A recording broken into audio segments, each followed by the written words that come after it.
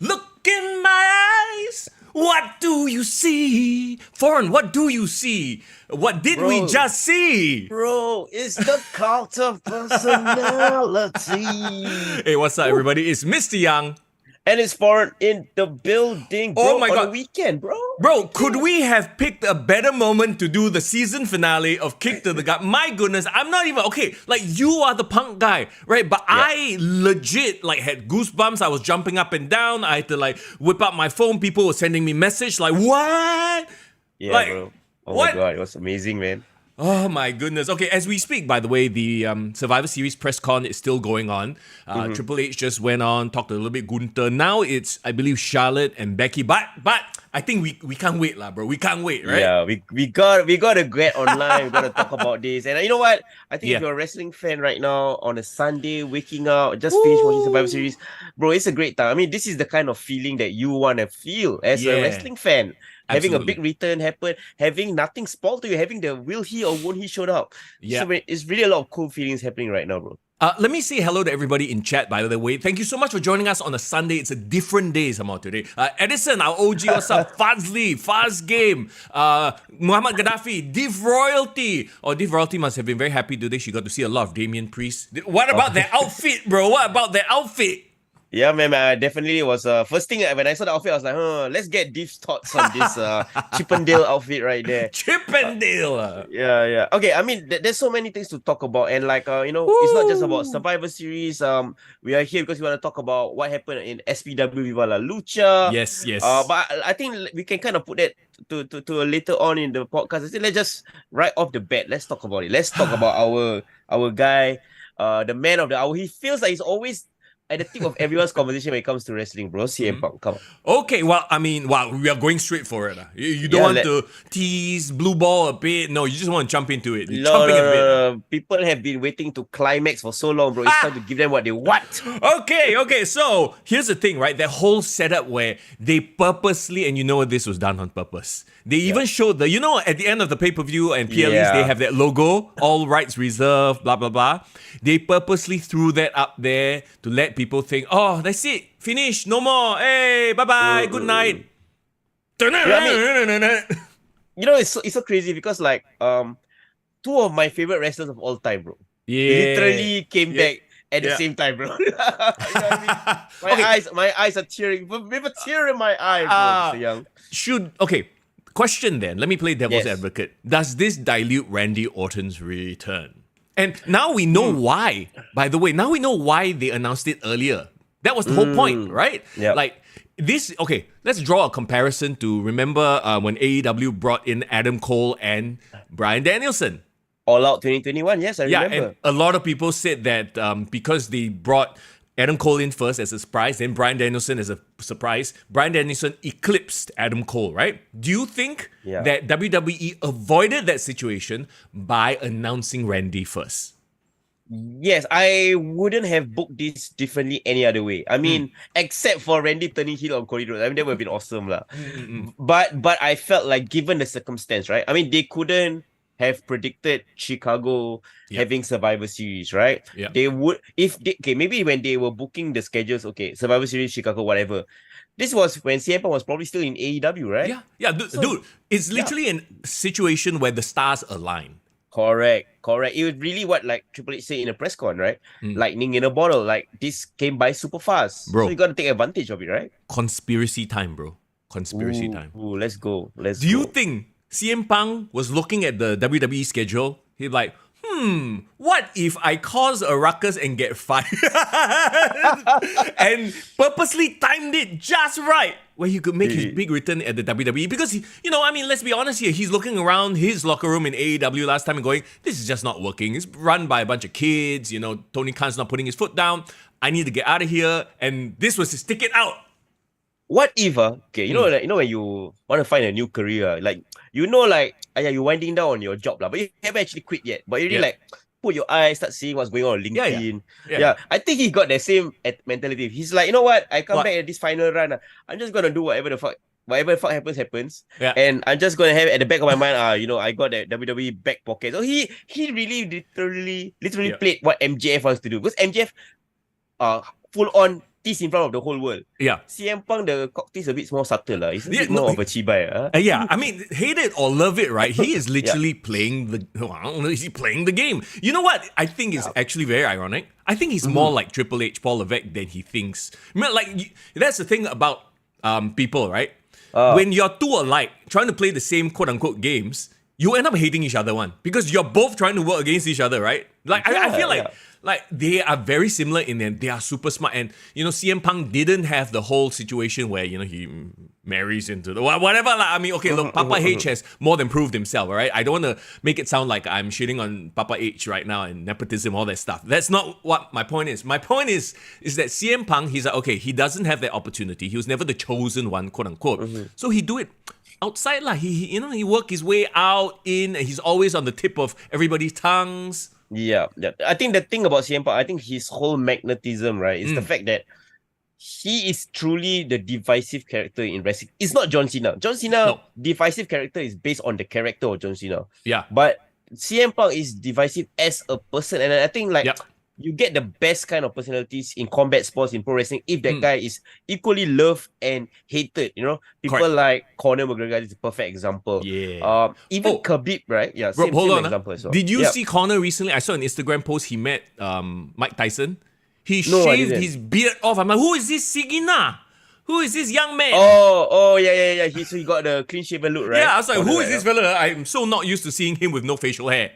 Yeah. I mean, I think he looked a bit more handsome, actually, to be honest. He looked like a young man. Yeah. Yeah. He looked like a Peaky Blinder boy. I know a lot of people are saying that, the dirt sheets were wrong. A lot of people didn't see that coming. Yeah, I think this was the best way to bring him in. It literally was just, here's a bit of a tease. That's it. Bye-bye. Nothing else. Yeah, I want to kind of address all the things that people are talking about, right? Like Edison, terrorizing best book of 2023. For those of you who don't know, terrorizing was Triple H's like old gimmick back in WCW. Yes. Yeah, and of course, the thing that I would love to address, Fast Game also said it. Our dear Ryback, put it out on his socials that he will retire if CM Punk returns. I think he really retired. I thought he unemployed. So yeah, there's a difference between unemployed and retired. Look, you talk about how CM Punk is quite cerebral with his getting people to talk about him, right? Yeah. Ryback is the literal, he fits his character so well. He's like the hammer. They're just hammering on the knee. He's also trying to create buzz by saying stupid thing. Like where's CM Punk? People will talk about him because he's kind of tricky. You don't really, there's a mysterious aura about him. Ryback says, yeah, I mean, big guys, they can't help with subtlety. I don't know. No. But you know what, Gaddafi, I think it's a great point, right? He said, even though Punk is no angel, more structure in WWE should rein him in. Do you agree with that statement? Oh, yeah, 100%. And I think we've talked about this before, right? I don't think this is going to be like a 5-year deal where he's going to be there week in, week out. They are smart enough, Triple H and the WWE are smart enough to cash in on the opportunity. And the opportunity at the time is perfect timing. Like I said, stars have aligned, and maybe CM Punk purposely put himself there. He's very smart. He's a smart man after all. But this will be a half a year program, maybe, and it fits for him because he's not a young man anymore, right? He'll go in there, have great promos, maybe have 1 or 2 matches. We saw what he did with MJF. Now imagine what he could do with Seth Rollins, what he could do with Cody, Just build these matches, make these PLE main events must-see. You know that he's got to have that encounter with Dominic Mysterio. Remember, he sang "Happy Birthday" to Aaliyah back in the day. There's so much history that I think he can turn out. Okay, yeah. Me being a CM Punk mark, I admit it. I'm unashamed to admit it, and I also feel like I study his character and his behavior as a person, right? And I would almost dare say, right, this is exactly how it went down, right? As a fellow Scorpio, I can relate to him as well. Fellow Scorpio. If you realize, right, every time he goes into something, it always has the best intention. But the problem with someone like CM Punk is, right, he wears his heart on his sleeves, right? So when he goes in genuinely, right, and he really expects people to treat him back the same way, I'm doing my best. I'm being passionate. I'm putting all the hard work. And then you all here being chibaikia. You know what I mean? So like I really feel like when he went to AW, he genuinely said all those things in his first promo. Like, he wants to give back. He wants to return to professional wrestling. Remember, he made a big deal of in 2005. I left Ring of Honor. I left professional wrestling. In 2021, I returned to professional wrestling. And everything that he kind of did up to that point in that first run in AEW, he was true to his word. He really felt like, he could create the kind of change that he's always wanted in AEW, right? Right. But I felt like somewhere along the lines, things in AEW changed, or the structure changed, or the people started to get more resentful, tried to politic CM Punk, and CM Punk kind of like, oh man, I've gone through this before in WWE, and he wanted to put a stop to it because he knows that the people who are so-called politics, right, are like people can call out on the spot, which is aka the Young Bucks, whatever happened with Hangman Page, right? And I'm not saying that, when people say, oh, he's a hypocrite for coming back to WWE, blah, blah, blah. To me, it's literally what Triple H just said in the press con, right? Yes. That was 10 years ago. Yeah. CM Punk couldn't have worked in that previous structure with the Vince and Laurinaitis and all that bullshit, right? Yep. But even with his issues with Triple H, I think he sees what NXT has become. He sees how Triple H has booked the people in WWE. And he is just a guy who, he just wants to work with genuine people. Yep. No, that is absolutely true. I really, really do believe exactly what you've just said. And, going back to what Triple H said, right? Like, the company is a different entity. Vince is not there. I think Vince not being there is probably the biggest sort of carrot for him to just say, okay, you know what? Let's put bygones be bygones. Let's put our issues aside and let's work and make money. At the end of the day, it's about making money. It's about pumping those TKO shares. Somebody mentioned that in the stream chat as well. Yeah, I mean, it's funny because actually, back in the day, like, during that period, CM Punk actually openly talked about how he actually gets along well with Vince McMahon. Oh. Really? Like in real life, like they are really close. And what he had issues with just the management structure of how there's so many people in between him and Vince McMahon creating that bullshit. Well, you see, here's the thing, right? Like, politics will happen anywhere in any company. That's inevitable. That's a fact of life. Yeah. It is. But might as well deal with it in a place where you can be a global superstar, as opposed to a place where this one rich guy is listening to a bunch of young punks. Who are not relevant at all right now. Which is the craziest thing is, right? Tony Khan is listening to these two boys who literally are the coldest they've ever been. Every time they come on, ratings drop. Like, they're not relevant. So why is this fella listening to these two? Yeah. And I think somebody like CM Punk can kind of read the lay of the room, right? Yeah. Remember, he says in that promo he did when he returned for that first episode of Collision, he said, like, just the magnitude of being me, scares people or rubs people the wrong way, and that's the thing, right? Like, if you can't handle CM Punk, or in this case, if TK can't manage CM Punk in the way that you should be able to manage stars. If you imagine someone like CM Punk can cause so much problem in the AEW locker room, how do you think he's going to handle someone like Brock Lesnar? You know what I mean? Right. You get how will TK suck up to Brock Lesnar? No, can't. He'll just let them do whatever they want, and that is the problem, right? At the end of the day, you can have stars, but you can't give them everything they want. You still have to be the one running the show, and I think. This is not a talk of, this is not a breakdown of AEW. We've done that to death already, right? Like, we know they have all the talent, but now WWE is the place, and it's going to be crazy. Raw? What, we're going to, 3 million people are going to watch Raw? I'm pretty sure. And everyone's going to hang on to every single word and segment that's going to come up. And the thing about WWE is, right? They know how to cock tease people. Yeah. They know how to get people like, what will CM Punk say at the main event of SmackDown tonight? And then they will kind of promote throughout the night. Yeah, they will. Smart about it. Bro, it won't be like the first thing that happens on Raw lah. They will drag it out lah. I'm pretty sure, right? And they will.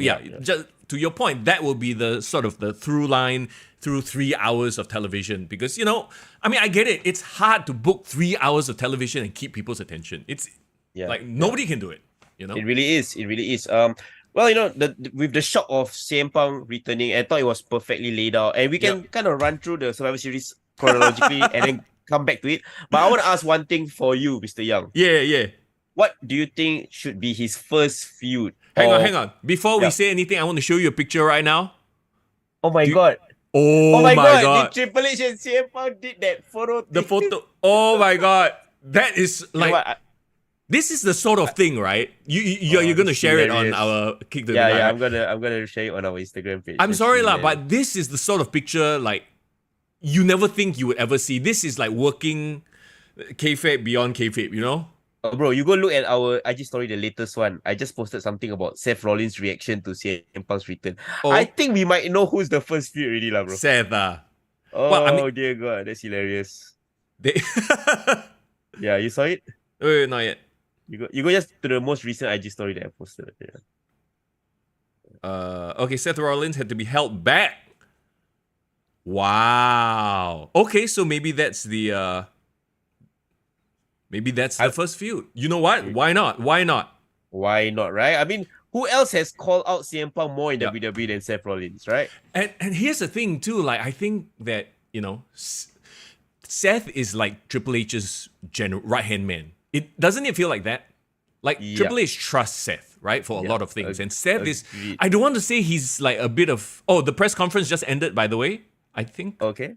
Is it? And then is there any No CM Punk, bro. No CM CM Punk. Punk? Cody Alright. finished it up. See, once again, WWE very good with the cock tease. They are not gonna let him go out there and just say whatever he wants to say and just be, Agreed. whatever controversial. No, they are gonna save it for their television. Smart. Yeah, it does almost seem like Photoshop, right? It's my Yeah, goodness. It does. Triple H said it well. He said, mighty cold day in hell indeed. Indeed, bro. Indeed. Randy Savage and Bret Hart have the longest run for not returning to the WWE. So they beat CM Punk's, 9-10 years?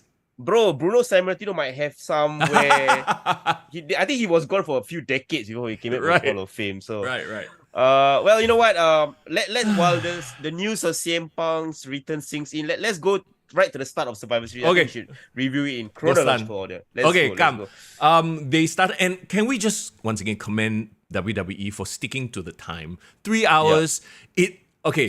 I remember when the main event started, I was like, huh? So fast, Like, it felt same. like time just flew by, which is great, right? It doesn't feel like a drag, which, some other companies always do to me. Yeah. But anyway, here we go. First match, main event. I mean, not main event, the opener.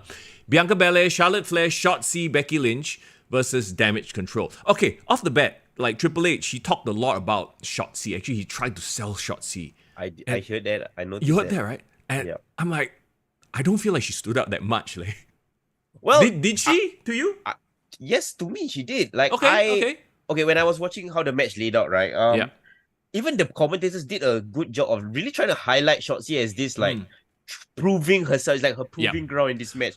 Well, and, you think about it too. The teammates that she has, they all don't need to be built. They are already there, right? So she's the only one that needs to sort of get pushed, that elevation. Yeah. Yes, I agree. And I like the story of I think the commentators did a great job with giving a lot of context. They talk about how Damage Control has targeted each one of the people in the opposing team, right? From Shotzi getting her head shaved, from Becky being taken out, Bianca Belair with a Io Sky issue, Charlotte Flair who has always had crosshairs with Bailey. So I felt like, okay, the story makes sense. These people make sense to be here having this conflict with Damage Control.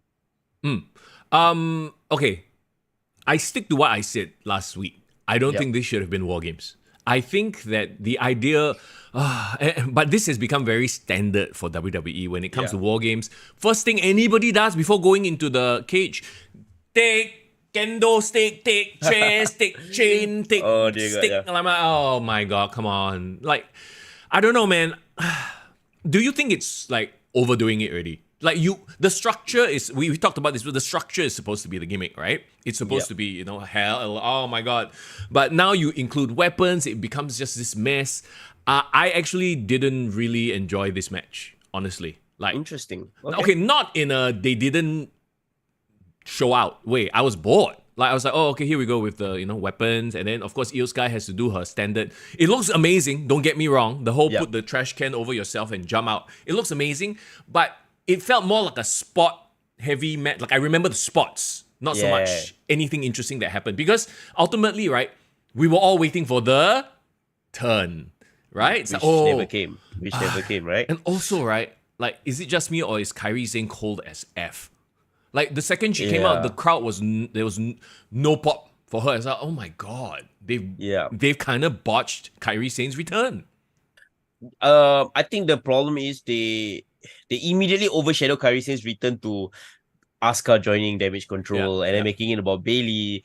So unless they really pull off that heel turn soon or kick out Bailey soon, there needs to be a payoff, like essentially what you're trying to say, and what I also feel is the issue, right? Do you realize something that Triple H likes to do? What? Spots that got really, really over in NXT, he's trying to recreate it on the main roster. Of course.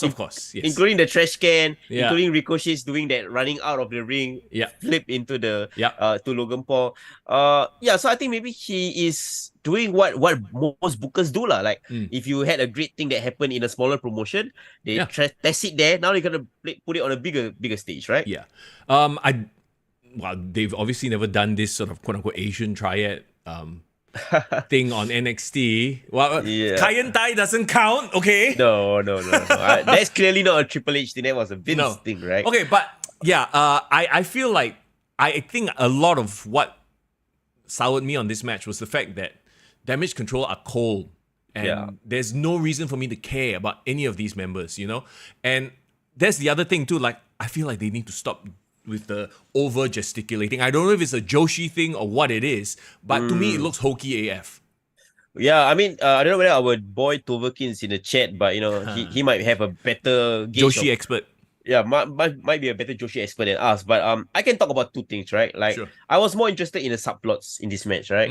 Is Charlotte Flair and Becky Lynch finally being back on the same page. I think that I thought that was quite a good moment, especially if you follow their long history. But again, do you realize somebody to me got lost in the shuffle other than the women's side with Kairi Sane? And the entire Damage Control? I mean that's one thing, but on the babyface side actually.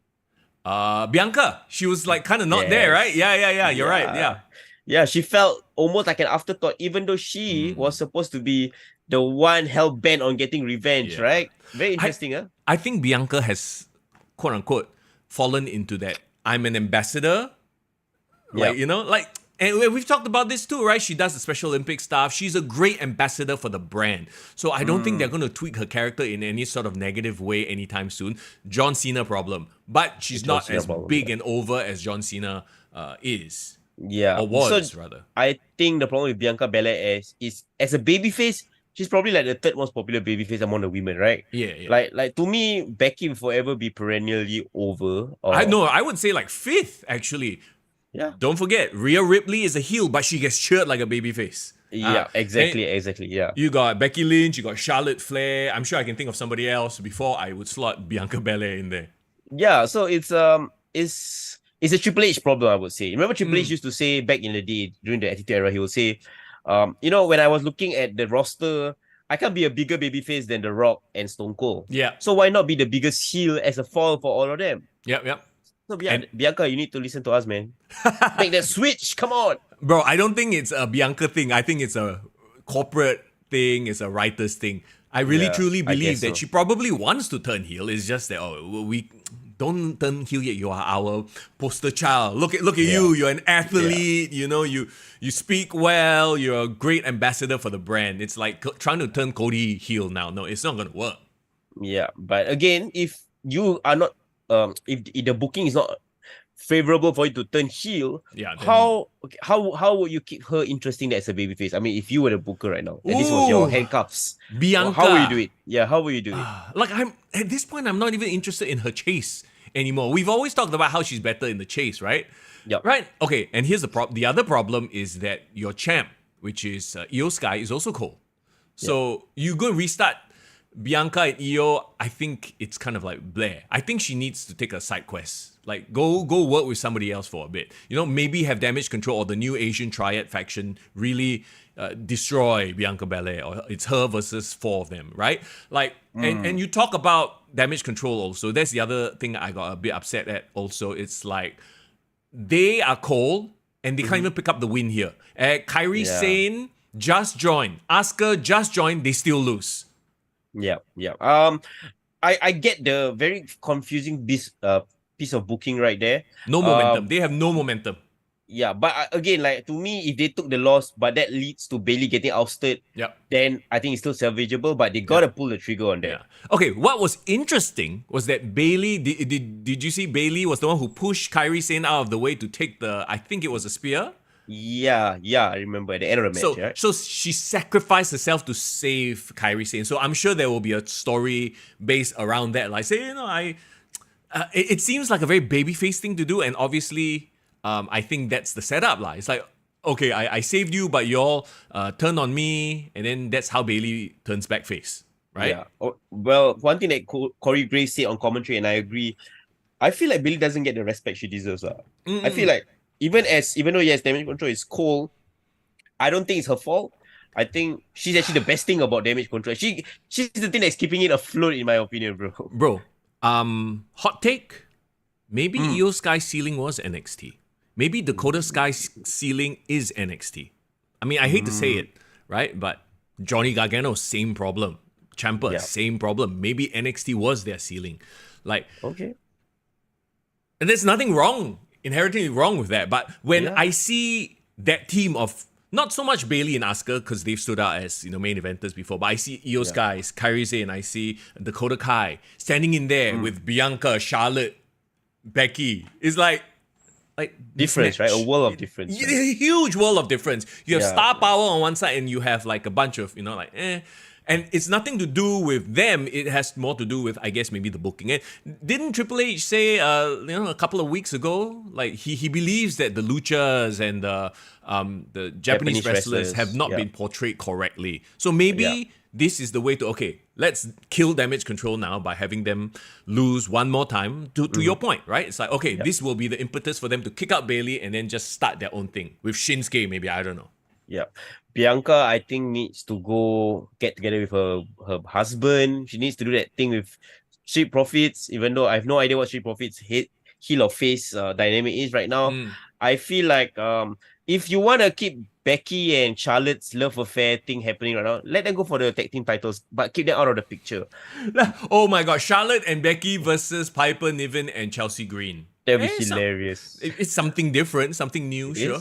And it is, yeah. And Charlotte and Becky are sort of right now at that level of building other stars, younger stars, right? They are not at the quote unquote, hey, we are main event.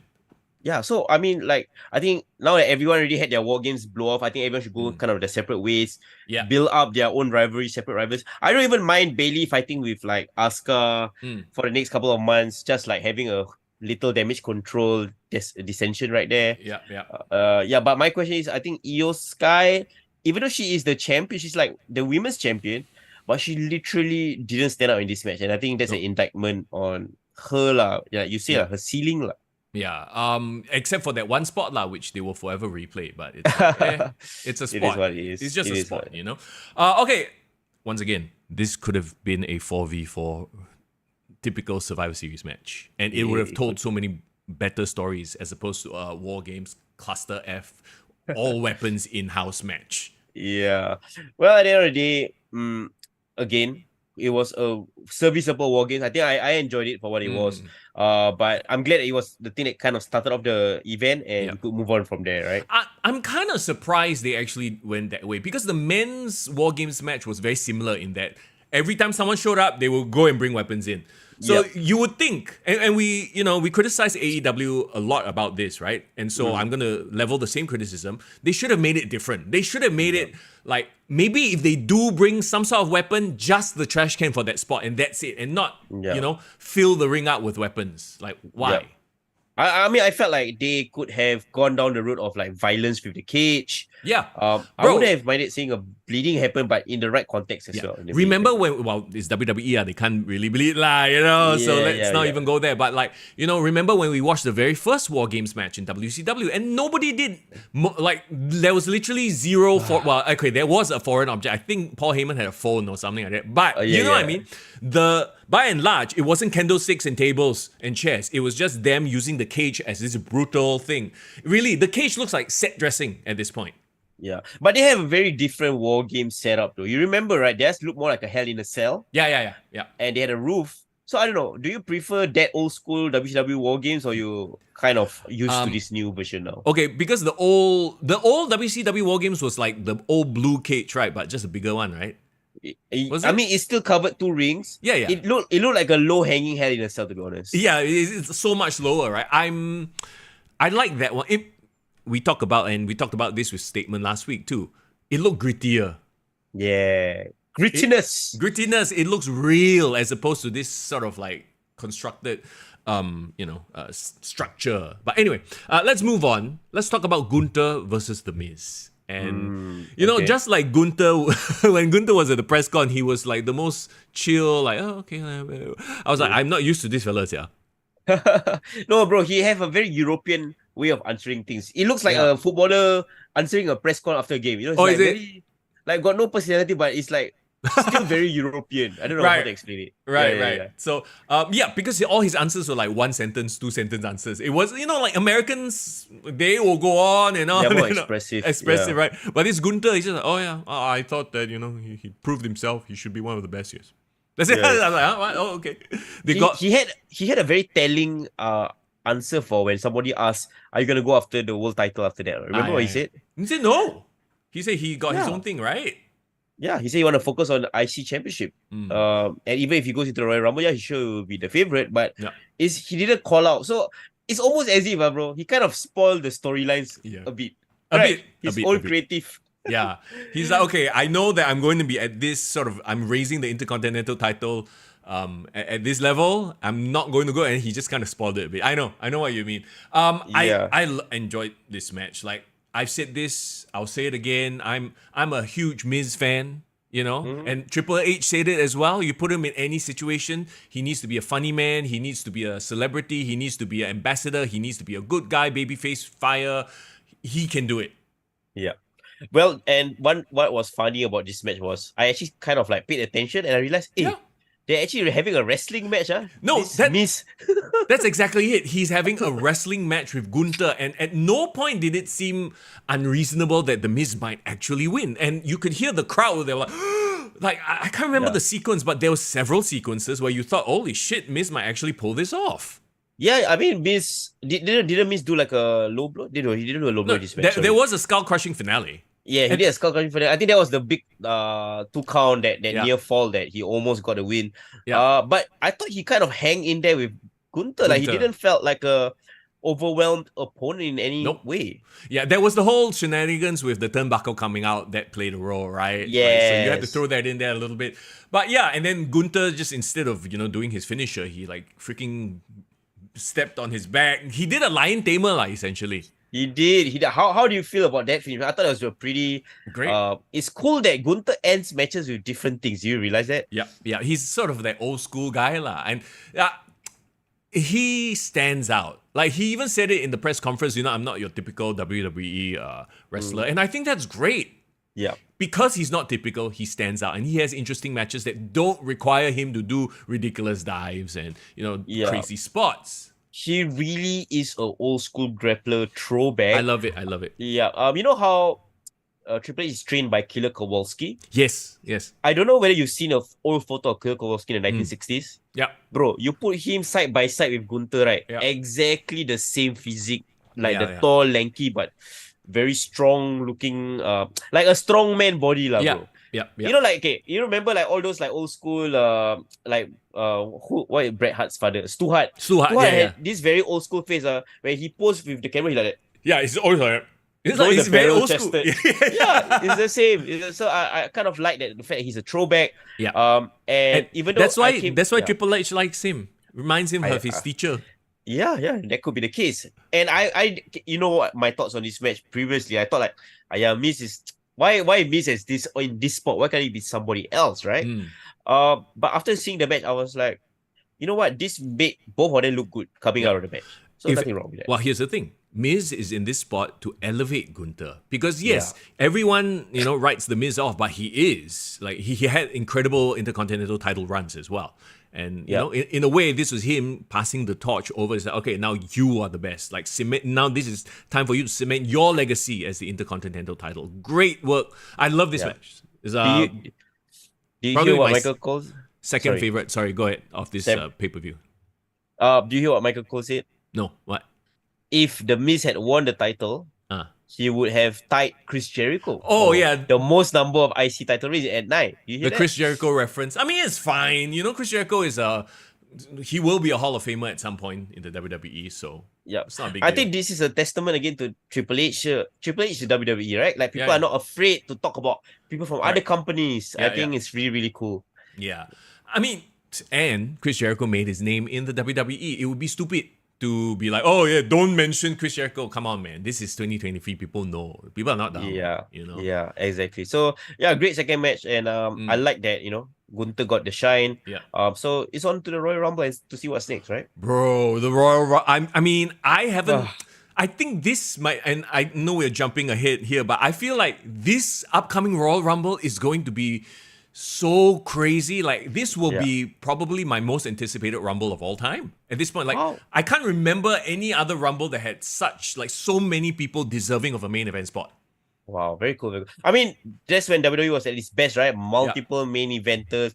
Potentially anyone could slot into that main event spot and it would make sense. Yep, exactly. Really cool. Right. Let's move on to Santos Escobar versus Dragon Lee. So Santos, the second his music hit, I was like, oh, this the old Legado del Fantasma song. But they removed the notes were there, but Legado wasn't there anymore. It was just dun dun dun. So the notes were there, but the singing no more. I'm like, oh.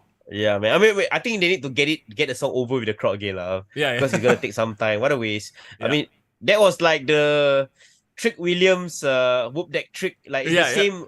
You know, people were really into that Legado song. Legado. And people would sing along. Yeah, I think it's pretty cool that he brought it back. But very interestingly, this whole Dragon Lee coming to replace Carlito, what's this all about, bro? Is that something that happened with Carlito? Like maybe he couldn't travel to Chicago? Or why did they put Dragon Lee in this spot? Wasn't he injured or something he got injured on SmackDown? Yeah, so on SmackDown, yes. I think that, and it's quite telling too in the press conference. The press conference told a lot actually, just with Triple H, you know, talking about things, right? He really is high on Dragon Lee and Santos Escobar. Yeah. I feel like, do you realize if you've been paying attention to SmackDown the last couple of weeks, they always insert a random Dragon Lee banger match. Yeah, exactly. Right. They are just like slowly sort of heating him up there. Hey, this guy good, huh? This guy good. Like as sort of the heir apparent to Rey Mysterio's Lucha throne. Yeah, and what do you think about the fact that, you know, with all that momentum coming into this, Dragon Lee replacing Carlito, they did have a great lucha match, in my opinion. Yeah. And it's interesting. So you had the very WWE style War Games match. You had the old school Gunther, Miz wrestling grappling match. And now you have a lucha match that wasn't too crazy. It's not, we ain't talking about lucha like they're doing triple flips onto, you know, a bed of tacks sort of thing. You know, it's a high-flying lucha match, but within the parameters of a WWE match. Yeah, like a WWE approved lah. I mean, I'm not saying that, hey, like if lucha, they are really the spirit of Lucha Libre is really the all-out flying non-stop spot heavy fest. I mean, that's great. I mean, that worked for their Mexican audience. But I think what's cool is like Dragon Lee, and he is actually the brother of Rush, if you recall. Yes. He is kind of like learning things the right way early on in his career. I think he can kind of take on that Rey Mysterio mentor, because if you realize, he actually cut a promo on SmackDown, and his English is actually pretty good, in my opinion. Yeah. He got the Rey accent in the sense that he's not a Mexican tinged speaker, you know. Okay, so I mean, remember we talked a lot last week about the diluting of finishers. So the finish of this match was what do they call it? South of the border destroyer, because you know Santos is from Mexico, right? Yeah. Instead of Canadian destroyer, it's south of the border destroyer, followed by his finisher. What the hell is the name of his finisher? It's not a Mexican name. Oh shoot! Somebody in chat, please remind us what is Santos Escobar's finisher, because I believe it's a fisherman driver lah. That's the actual name. Okay. It's not a Falcon Arrow? No. Yeah. It's a Falcon Arrow. It's by he hooks a leg, so it's a fisherman. Driver. Fisherman driver. I mean, I thought his finisher was a suicide dive, because apparently he throws the best suicide dives in the company right now. Thank you, Edison. Phantom driver. Thank you. Always can count on Edison. Yeah. Shout So out see, to you, look, bro. Mr. Young calling it the technical name all. Okay, I like Santos because he's not a lucha libre style Mexican wrestler. I mean, he is a lucha guy, but Yeah. he feels more like when Chris Benoit was in the cruiserweight division, or Yeah. Dean Malenko was in the Yeah. cruiserweight division. Yeah. You get what I mean? Slightly more technical. He uses more of his. He's more of a pro wrestler lah, in that sense. Yeah. You know. Okay. Just to go back to the finish, did you like the finish? Did it come out too abruptly? Like suddenly one Canadian destroyer, Phantom Drive, bam, and Yeah, I felt like the match didn't build to the kind of frenzied climax that it should. it was almost Um, as if the ref was like, "Oh, go home." Like, you know, like they got a call, say, "Hey, Yeah. faster, go home." You know. And I didn't like that Dragon Lee took a very clean loss because I thought he was Yeah. building a momentum. But clearly trying to push Santos as this heel guy. What's your thoughts on not having any of the LW out there? Well, I mean, technically he's gone solo, because he abandoned all the rest of them, Joaquin Wild and the other fellas, and then gonna slapped by Zelina Vega. How could you anger Zelina Vega? I mean, come on, man. Yeah. I'm looking at the timestamp for this. This match was only 7 minutes 40 seconds. That's why it felt rushed, right? Were they trying to kind of save some time here so that they can have more in the main event, perhaps? I think so. They're like, okay, just go out there, have a quick one. And yeah, like Dragon Lee at this point is at that stage where he's quote unquote proving himself to the brass. And I think Triple H is purposely putting him out there to, pick up wins, pick up losses, just to get the crowd familiar with him. Yeah. And see where it goes so that the higher ups are go, okay, this fella, let's get used to him first. So I think it's fine that he took a loss here. And the thing about the LWs not appearing, even if say they are not there for Santos, right? Technically, this Dragon Lee stepped up to replace Carlito. Shouldn't like the rest of the LW be like giving his support? I just felt like Dragon Lee just randomly, okay, I'm gonna fight these guys' battles, and like and the rest of the team is like, okay, have fun. So that was my only problem with this booking logic lah, in a sense. What about Santos promo on SmackDown? I hope you have complications in your surgery. I hope he gets it infected. I'm like, whoa, bro. A bit non-PG, But it's fine. He's a dastardly heel. That's what he's supposed to say. I actually enjoyed it. I was like, what? I didn't expect it to go there. And then when he went there, I was like, whoa, that's horrible. What's wrong with you? Okay, wait. So like I know it was a pretty like sick burn, and it was quite a cold line. But all I could think about, right, and I don't know why it made me felt so cringe, because it reminded me of this one Nikki Bella and Brie Bella promo. Huh? Wait, how could Santos Escobar remind you of the Bella twins? Okay, people on the chat, you will know which promo I'm talking about. There was this one time when Nikki Bella turned on Brie and they had like a twin feud, right? And you know what Nikki said? What? It says like, I wish you died in the womb. Oh my god! I'm like, bro, that's too far, bro. That's too far. It's like one of those like completely out of left field. What? I don't believe she just said that. Moments. I had that same reaction when I heard that Santos promo. I was like, hey bro, like that one like unnecessary. I'm a bit busted.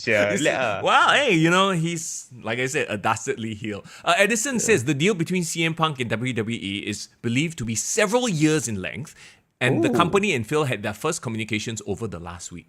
Wait, according to PWI, everything take with a pinch of salt. But if that is in fact the case, it's like, wow. Okay, several years in length doesn't mean he will be there every week for 3 years.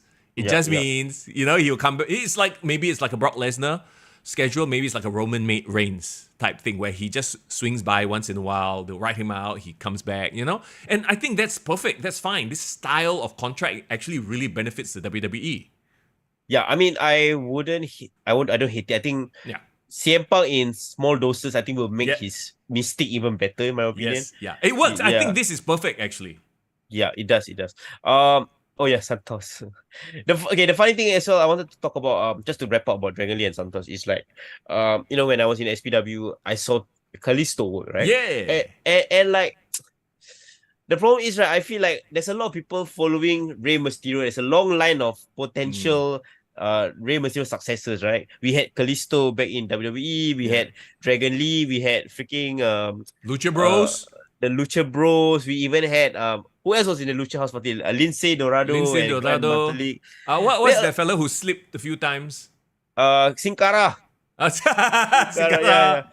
Yeah, but I felt like all their masks are too similar, lah, bro. Yeah, no, that's exactly it. When I was watching this match, and maybe, I don't know, do you think it's done on purpose to draw that connection to Rey Mysterio? Like, no, I felt like Kalisto's mask, because I saw him perform, it's exactly almost the same as Dragon Lee. He got the tail at the end. Correct. You know what I mean? So I'm like, how do you gonna stand out? Yeah, I don't know about that. Like, remember Sikosis had the freaking big ass, like, Yeah, fucking horns. mask. Oh. Yeah, Oh my yeah. god, Pascal Luchasaurus. No, bro, that one not considered. Dinosaur Lucha doesn't count. Wait. Speaking of masks, right? Oh, Lucha. Hey, bro, put on the mask, bro. Put on. Put on the mask right now? Yeah, just how Okay. does it look? Wait. I think I should save it when we talk about SPW later. Okay. You put But on I the just mask wanted to show it to you something. It's signed too, huh? It's signed by our guy, Samuray Del Sol. Nice. He even put Lucha in there. Very cool. Okay, yes, Yeah, we'll talk about that perfect. in just a bit. SPW review coming your way very soon. But Yeah. wrapping this Santos Escobar Dragon Lee thing up, it'll be interesting because I think Santos worked very well as a heel with backup. So I don't know if the other two fellas will join him eventually. Or There what. have been some rumors that he might bring up Angel Garza and your favorite Humberto Carrillo Carrillo as what? As Legado or as LWO? to be new LW Legado. I don't know. Yeah, We because shall see. I mean, wouldn't Ray, Carlito, and the other two fellas and Zelina Vega be the LWO still? Yeah, my only issue if he brings up those two guys, right, is that there's gonna be a whole bunch of very very average Mexican wrestlers on the roster. You know, without any discerning personality. You know what I mean? I mean, I would say that Garza and Humberto have very outstanding. They are much more outstanding than Cruz Del Toro and what's the other fella's name? I always forget. Raul Cruz Del Toro and Joaquin Wild. You know, Raul Mendoza? Or are those their NXT names? Oh my god, I forgot. See, that's how memorable they are. They are the two lackeys, right, of the LWO. Yeah. And they are completely non-memorable. Yeah, They that's need the to do point. something. Yeah, that's the problem. They need to do something to make them a little bit more memorable. Yeah, is the Japanese problem also, right? Like ex-Japanese wrestler A replace wrestler B because they all can't have the Correct. same vibe. Yeah. Yeah, but Well, I guess we'll see where they go with that. But it's interesting, lah. It's interesting for sure. Let's move on then to Rhea Ripley, the Women's World Champion, versus Zoe Stark. Okay, I mean, like we talked about earlier, like Rhea Ripley is on another level right now. She needs to go into WrestleMania with like a really high-profile main event match, and she can even work it as a face because people are cheering her. yeah. Do you remember? Who did Rhea fight at Crown Jewel? Because she also had a one-on-one match as well. No, Crown Jewel, she had like a 5-way one. Remember? Oh It was- yeah. Sorry, yeah. she had a 5-way. Correct. Her, Nia Jax, Zoe Stark, Shayna. and Raquel.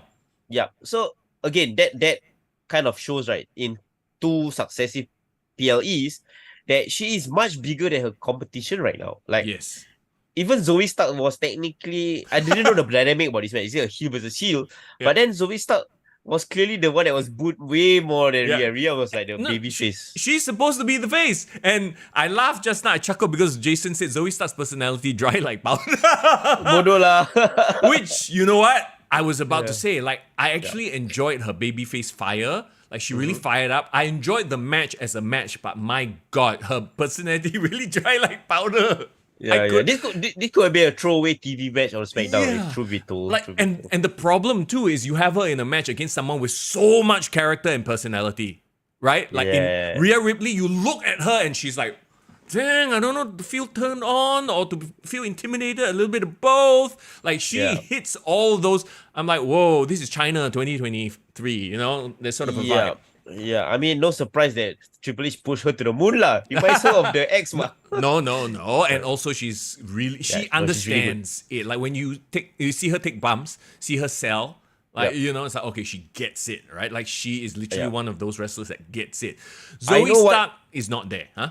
Yeah, I agree with you, and it reminds me of what Jim Cornette says, right, on about Rhea Ripley, and this is actually a compliment. Yep. She really fights like a guy. You know, she takes her bumps like a guy.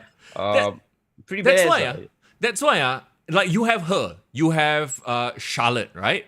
Yeah. You have Becky, and then you have Asuka, Io Sky, and Kairi Sane. How to compare? How? Yeah. You know what I mean? Yeah. Like the Japanese women wrestlers have been portrayed with this weird like I don't like, even know how like like they're mystical, geisha, like theatrical vibes, and right? and it looks, I don't know, when compared to these like freaking badasses, it looks stupid.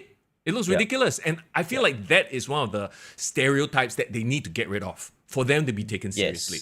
If they pull off this Asian triad angle, I swear, Asuka needs to stop doing the weird shit.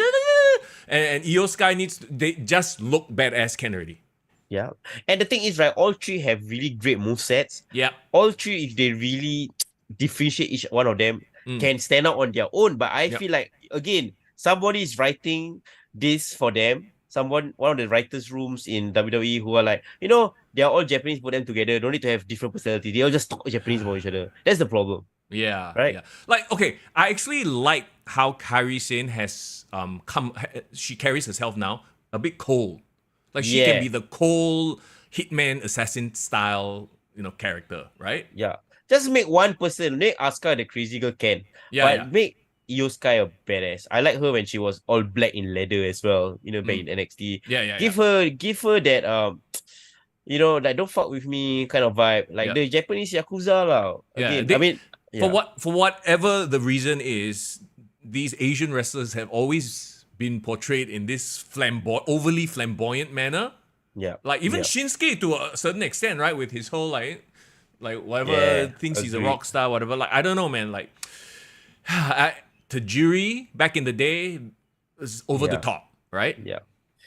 But the problem is all those so-called serious wrestlers like there's like for example Shibata or Naito or Okada, right? Yeah. They've only kind of flourish in all these smaller promotions. I think if they were to go to WWE, it's the WWE stench that makes them turn into this. Yeah, this sort of like over the top, geisha like characters. Okay, but Rhea Ripley champion, she retains. No surprise there. What's next for Rhea Ripley on the road to WrestleMania?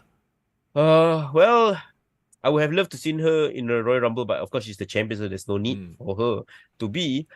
I am interested to see him or to see her kind of like face up with the rest of the men. Like, of course she did appear at the end of War Games. We can talk about it later. But I rather see her mix up with the guys right now than actually have any feud with the girls. Really? So that is an indictment of the women's division then, which is still a better women's division than any other company out there, but still. It is, I think it's something that they need to work on. But they do have a crown jewel in Rhea, no pun intended, of the women's division. They just need to build up everyone else to reach her level. That's the problem, right? Yeah, that's the problem. Like the difference between her and number 2 is so vast right now. And we kind of don't want to see Rhea Charlotte, that's done already, right? It's been done. Have Rhea and Becky done a thing? No, they've not. Actually, that's one of the matches that people have been speculating like that could be a WrestleMania main event. Yeah. My money is on Rhea and Bianca having a badass match, but Bianca needs to change her character for that to work. Yeah, but I mean, if that is the case, then Bianca turn heel, Rhea turn face? I would rather Bianca turns into a heel, and even though Rhea is like with the heel Judgment Day, but she's a tweener lah in this case. Yeah, you're right. People will cheer for Mami. Asuka. Nah, I don't know if Asuka, unless Asuka's character changes. Yeah. Oh yeah. Speaking of which, Div Royalty, Jade Cargill, where has she been? Well, where has the girl been? Triple H did address it. Somebody asked him about it. Like, we've seen her in Raw, SmackDown, NXT, but then she's kind of disappeared for a bit. And I'm trying to remember Triple H's words. So I'm going to paraphrase here, but he said something along the lines of she's not ready, but it's not any of her fault.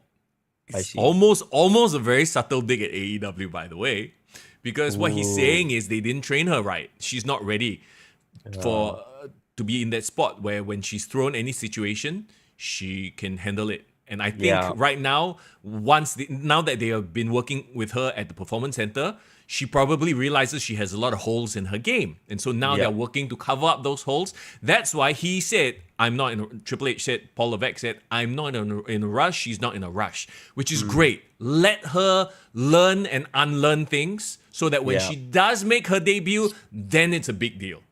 Yeah. And she can do it right. Yeah. Completely agree. And I think that first round of her being presented to everyone is just more of to get people to know about her, get eyes on her, and then to create the anticipation, right? Yes. I just hope, I just pray to God she doesn't end up the same way as Gable Stevenson. Oh, no, she won't. She won't. From everything that I've heard, like she wants to succeed in this industry, student of the game, that sort of thing. So, yeah. Pascal said, has anybody checked on TK? bro, can you know somebody check TK's Twitter account right now? See what's going on. Has he tweeted anything yet? He's gonna make an announcement on Dynamite. Ric Flair is gonna have a match. You watch. You just watch. He's gonna do it, man. He's gonna let Ric Flair have a match now. Because I know what's gonna happen, bro. What? I know what's gonna happen. He's gonna reveal the identity of the devil. I know who he's gonna be. Who? Jungle Boy Jack Perry. Oh wow! I will definitely watch Dynamite for that.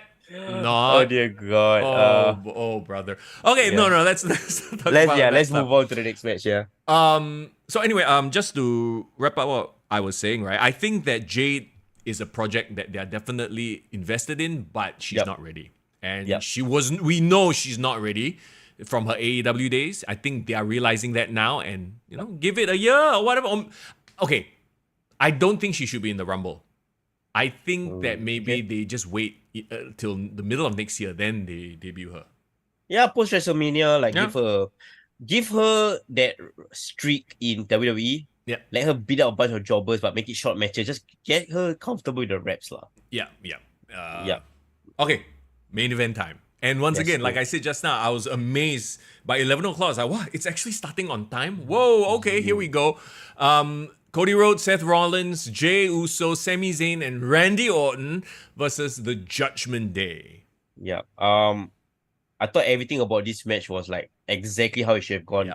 Yep. Exactly how it should have gone, man. Yeah. Every single subplot was alluded to, was made mention of. There's the whole Jey Uso and Drew McIntyre, like he's like chomping at the bit to get to him. Even going back to SmackDown when they announced Randy Orton, and then Jey Uso had that face like smart. Yeah, like they've obviously been told their roles and they know how to play it. They are nodding at history, nodding at their collective storytelling, and actually acknowledging it. And I love that they do that now. Yeah, and Jey even addressed it like during like one of the backstage segments before the main event, right? She was saying like, hey, I haven't seen this guy. The last time I was in the ring was 2 years ago. I took him out. Yeah. And it's so cool that every single babyface here is really over. It's not like last year. Last year, Brawling Brutes, right? Not everyone was over. Yeah. But here, all four of them are main eventers. All five, bro. All five. Yeah, I mean, the first four that started the match, all of them are main eventers. The rest... The last guy, that one is a bona fide legend. Okay, hold on. Haley asks, Foreign, if you have to choose one, Randy or Punk? Oh, don't do this to me, man. It's okay. Come on. It's okay. You choose Punk, I choose Randy. We are tag team, bro. We can do it. Because I would choose Randy. Yep. Over Jericho at this point. Okay. I'm gonna. This is really tough, by the way. I mean, I really love both of them, but I would still say I still identify with CM Punk more than Randy. Okay. Oh, you know why? Why? Because Randy handsome fella lah. Oh, you cannot relate to that? What are you trying to say? No. Like, are you saying Phil Brooks is not a handsome man? No. I'm saying Phil Brooks is like my kind of handsome, like underrated. No lah, just kidding. I don't know what I'm saying. Hey, thick skin nah, bro. I don't want to talk about it. No, what I'm saying, like, I think Randy.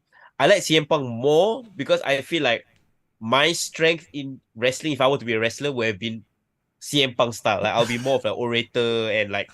I will love my wrestling, but I won't be like a natural like Randy Orton. Randy Orton is really like a stud. He's like he's like Irfan Fandia or something. You know what I mean? He's like, a jock lah. Yeah. He's a jock, right? You know what I mean? Most likely CM Punk will be playing drums or like going to gigs like growing. So I identify with him more. So yeah. Sure. Randy is what I aspire to be. CM Punk is who I really am lah. I don't know. Oh my, I love the reasoning, by the way. Fias, happy Sunday to you as well. How What's you up? doing, bro? Yes. Punk looked younger and Randy more jacked. Well, they had time off, so you got to work on the body. Yeah. Oh my god. Yeah, it's true. It's okay, true. what did you think of how they were building up to this Randy reveal? Like, oh, he hasn't arrived yet, or he's not going to show up. Like, I don't know why I had this, like, are they doing like a MJF thing where he shows up at the last minute? We just saw this on AEW, right?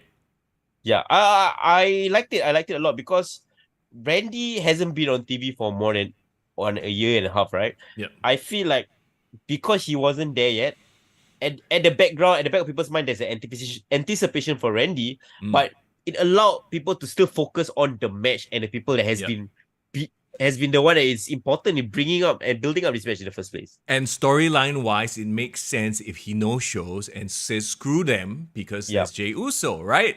Yeah. It almost feels like they booked this whole angle just to show AEW how to do it. If you think about it, because when AEW did it for Full Gear with the whole MJF injury ambulance thing, right? There were so many plot holes in that, it was ridiculous. Yeah. It was like Adam Cole is defending MJF's title against, like, how the hell does that work? And this is the biggest freaking plot hole. I don't know if people have mentioned this, right? But how is Adam Cole medically cleared to defend the world title, but he's not cleared to wrestle for the tag team titles? What the hell is that? I mean, if you want to plot hole, you want to poke holes in AEW's booking games, be here forever, bro. You're gonna be here forever, man. Oh my god, right? But okay, anyway, back to this. I think they purposely did it just to build the anticipation. Like, oh, he's not here yet. Will he even show up? When he shows up, will he turn? Yeah. And there was that moment where he turned to Jay, right? Yep. And I think when he face to face with Jay, and Jay kind of like almost teased having a super kick, but then ended up super kicking. I can't remember who was it, but to protect Randy, I thought that was really, really cool. Yeah. Even before Randy appeared, right? I like how everything started out. Like, I like that it was Seth and Finn Balor because of their recent history over the title. Yes. I like JD coming in next because JD is, of course, considers Finn a mentor, and both of them were teaming on Seth. I liked it when was it Seth? No, it was Jey Uso that came in next, right?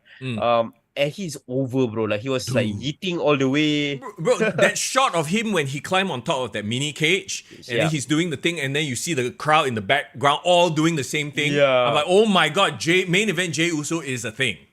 He like a rap star like that. Yeah. Like a rapper in concert. And interesting anecdote. Do you know he has actually main evented every single Big Four pay-per-view this year? I saw that. You saw that stat? Yeah. He is truly main event Jey Uso. He is. I thought he brought a lot of energy when he came into the ring. Not a fan, of course, of everyone bringing out candlesticks and stuff of that nature. They didn't need to. They really didn't need to, Yeah. What do you think of Jey Uso doing the Rock spitting on his hand? I saw that. I mean, that's a great note. I felt like, okay, if it would be so cool that every single Samoan wrestler like use one of the Rock's like moveset as like his own thing or adopts it, because I always like that sequence that the Rock does with the spitting on the head. Right. Punch, cool. punch, turn back, spit, punch. Jay also has another Samoan wrestler in his moveset in his repertoire, the turnbuckle butt. Of course, from his daddy, right? Yeah. I love it as well. And of course, I love that tease of some dissension between Damian Priest and Drew McIntyre. Yeah. Two alpha males, as the commentator said, right? Oh, and let's not forget, poor Priest gonna cock block again. Hey, this is the story of his life, his cash in. Okay, so you have Damian Priest looking like a straight up Chippendale, right? With the eyeliner and everything. Div Royalty very happy. He's cashing in Money in the Bank in War Games, which was like, oh my god, I actually forgot. I legit forgot that he could do that. I'm like, oh my god, this is the moment. This is what they're gonna do. And I hear voices in my head. Oh boy. Yeah, you know what was so funny was, like, remember they were teasing about stick to the plan. Yeah, follow my plan. So actually, the plan all along was to have Rhea Ripley bring in the Money in the Bank. That was That was a great initial swerve to get the audience like, wait, are you sure? Where's Randy? No. So that's the thing. They did it to make you forget about Randy. So they did like two very smart things, right? They made you forget about the fact that Randy may or may not be here. He's supposed to be here. They're like, oh my God, it's the cash-in, it's the cash-in. Then you're thinking about, he's going to do it, he's going to do it. And then you have Randy show up and then the crowd goes even crazier. Yes, exactly. Like, and okay, what's funny as well, I'll be remiss to not mention Dominic Mysterio. Oh yeah. Just the thought of Dominic entering the match, right? Everyone was booing. No, they were chanting F you Dominic or something like that, right? Yeah. I thought that was hilarious. He's perpetually over as a hated villain. I think that's really cool. And I think it's funny, right? Like, is this a new thing? I'm trying to think of who else has had this sort of heat. It's not go away heat. It's not like people are actually having fun booing him. Yeah. Maybe his own like previous I would say like relative in Vicky, right? Vicky at first had go away booing heat, but then it became fun to boo her after a while. Okay. Ooh, I don't know, man. I feel like with Vicky, it's still a bit go away heat because she was annoying. Whereas, like, I don't think Dom does anything outwardly annoying. It's just that it's just fun to boo this little spoiled brat lah. Yeah, I mean, okay, that's the thing, WWE fans or wrestling fans, right? Once we decided this is going to be a thing, right? It just becomes a thing. Yeah. I love it. I love it. And, you know, to be honest, I feel like he wasn't really featured that much in the match itself, but that's fine. There were a lot of subplots. He's just there to get boos. Indeed. He didn't factor much into it. But I love how kind of it almost felt like Cody Rhodes was like he's like the quarterback. Yeah. But Seth Rollins was like the star athlete. Yeah, he's like the star wide receiver, right? He's the guy that scores he's the champion, but Cody was the one calling the shots, right? Fias says Kurt Angle. Kurt Angle? Oh yeah, Kurt Angle was fun to boo to say you suck to him. You suck. Yeah. Okay, that's a good one. Good catch. Yeah. Okay, I'll give you another analogy. In this match, the started, right? I felt like CM Punk was not CM Punk, sorry. Cody Rhodes felt like the captain of a football team, right? Yep. But not necessarily the one that gets all the plaudits. And then Seth Rollins was like the star striker. Yeah. You know? So he was leading from the front while Cody was leading from the back. Correct. Yeah. And then Jay is like the midfielder who has all the cool passes. Yeah, he's like the Neymar or like the he's just doing the tricks and flicks. Who's Sami Zayn, bro? Sami Zayn is the defender, the no-nonsense defender that will fight through every battle for you, see? Football team really, bro. And Randy Orton is the goalkeeper to stop the ball from going in, i.e. the cash-in, to cop block. Okay, let's talk about Randy now, right? When the cash-in happened, everyone was like shocked, and then the voices played. Randy stepped out. After 3 seconds, I took a really good look at him. I was like, did the guy just become even more jacked? Bro, he is so jacked. It's ridiculous. He's not jacked, but he's jacked and muscular and like lean, right? He's not bigger than he was, but he looks way more. He filled out. Yeah. Oh my goodness. You know why? Because after the whole steroid scandal, he kind of slimmed down and became a very slender, like snake viper vibes, right? Because of maybe he got off the juice. The juice, right? But I think that time away, right? They always say people who rehab, right, from injury, they just get back more fitter, like much more jacked because they're just at home rehabbing and just gymming, nothing else to do. Yeah. It's like why when you're in NS, right? For some reason, all the storemen all like fucking jacked, and then all the sergeants are in the field during field camp are all fucking skinny, like malnourished like that. Same vibes, bro. Same vibes. No, exactly. Because when you have nothing to do, you can't go out, you can't make appearances. That's what you're doing at home. You're working out non-stop, or that's what you should be as a professional wrestler. Be doing. Yeah, I mean, if it was me, I just at home just eating my pizza. I'd be like playing game, whatever. Yeah, it's different, Yeah, they're athletes. That's what they do, right? Yeah. Okay. So did he even take one bump? I feel like he came in and was only doing moves to people. I don't think he took a single bump. I mean, his RKO technically is a back bump. Is a bump. It is lah. Oh no, he came in and he was cleaning up shop, and I think they had this really cool spot where all 5 of the babyface guys were doing the rope hung DDT. Yeah. Vintage Randy, so I love that. Yeah. I think that big moment where he was looking at Jay, and then Jay kind of like super kicked the guy behind to save him. That was cool. And of course, I'll be remiss not to mention as well that huge RKO that he did on JD McDonough. Okay, so it's one of those things where I understand, it takes a while to set up. Yeah. But it's like, okay, like I can give them a pass because this is going to be one of those moments where you replay a million times. Yeah. Right? Yeah. It's going to It go on is, JD it is. McDonough's highlight reel. He's the guy jumping off the cage to take an RKO. I'm sorry, but JD just looks like a dwarf, like a midget compared Stop. to Randy and everyone else. JD Funko, as they call him now. Oh dear God, yeah. Yeah. I Okay. just yeah. The thing is, right, okay, with that whole spot, the thing about the RKO is it's awesome because it's done out of nowhere, right? Yeah. Like when he did it, I still think that the one he did to Evan Bourne was better because it came literally out of nowhere. The one he did to Seth Rollins at WrestleMania, out of nowhere, through the stomp. Yep. This one, they literally held him, okay, we throw him, you RKO him, okay, come, throw, RKO. I was like, okay, like we all saw that coming. You know, it still looks spectacular, don't get me wrong, but it is not the essence of an RKO, which is out of nowhere.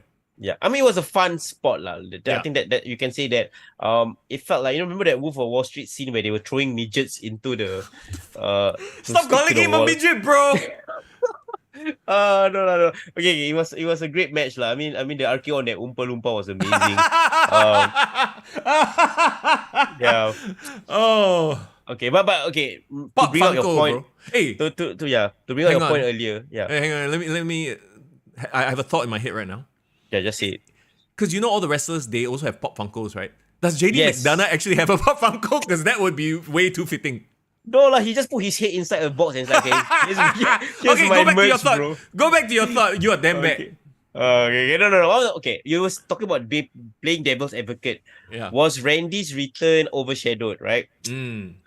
I felt like the entire final stretch of the match, like Yeah. in-ring action, right, highlighted Randy enough Yeah. that it didn't take away when, CM Punk came later on, because people got to celebrate and cheer Randy. Remember, we were talking on the last episode, like Randy needs to get all the cheers out of the system, like the fans need to get it out of the system. Then if he wants to turn heel, then can. You're right. But here's the thing. The whole time, and maybe this is, good booking or it's just Randy, right? The whole time as they were celebrating, I'm like, is he gonna RKO somebody? I feel like I was just waiting for the RKO to happen. You know what I mean? Yeah. I mean, he got that mischievous look in his eyes. Yeah, like, and we know his reputation, right? I'm like, it's coming. It didn't happen. And on hindsight, there's a reason why it didn't happen. Because they were saving the biggest swerve for right at the last second. Yeah. So I think overall they did the match great. Yeah. To me, it was my favorite match of the show. Yeah. By far. Yeah. I mean, I would say second would be Miz and Gunther for some reason. Same. No, same, bro. Same. I'm shocked.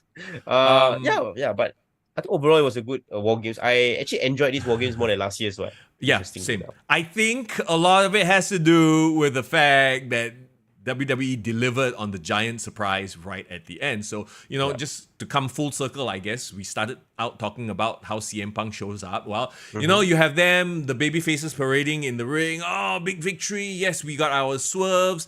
And they literally threw like 3 surprises, if you realize. Yeah. You got the Money in the Bank cash-in surprise. You had the Randy, will he not show up surprise, big pop. And then, of course, the return of CM Punk. Wait, you missed out on another great surprise, bro. What's that? The return of R-Truth. How can you forget that, bro? Come on.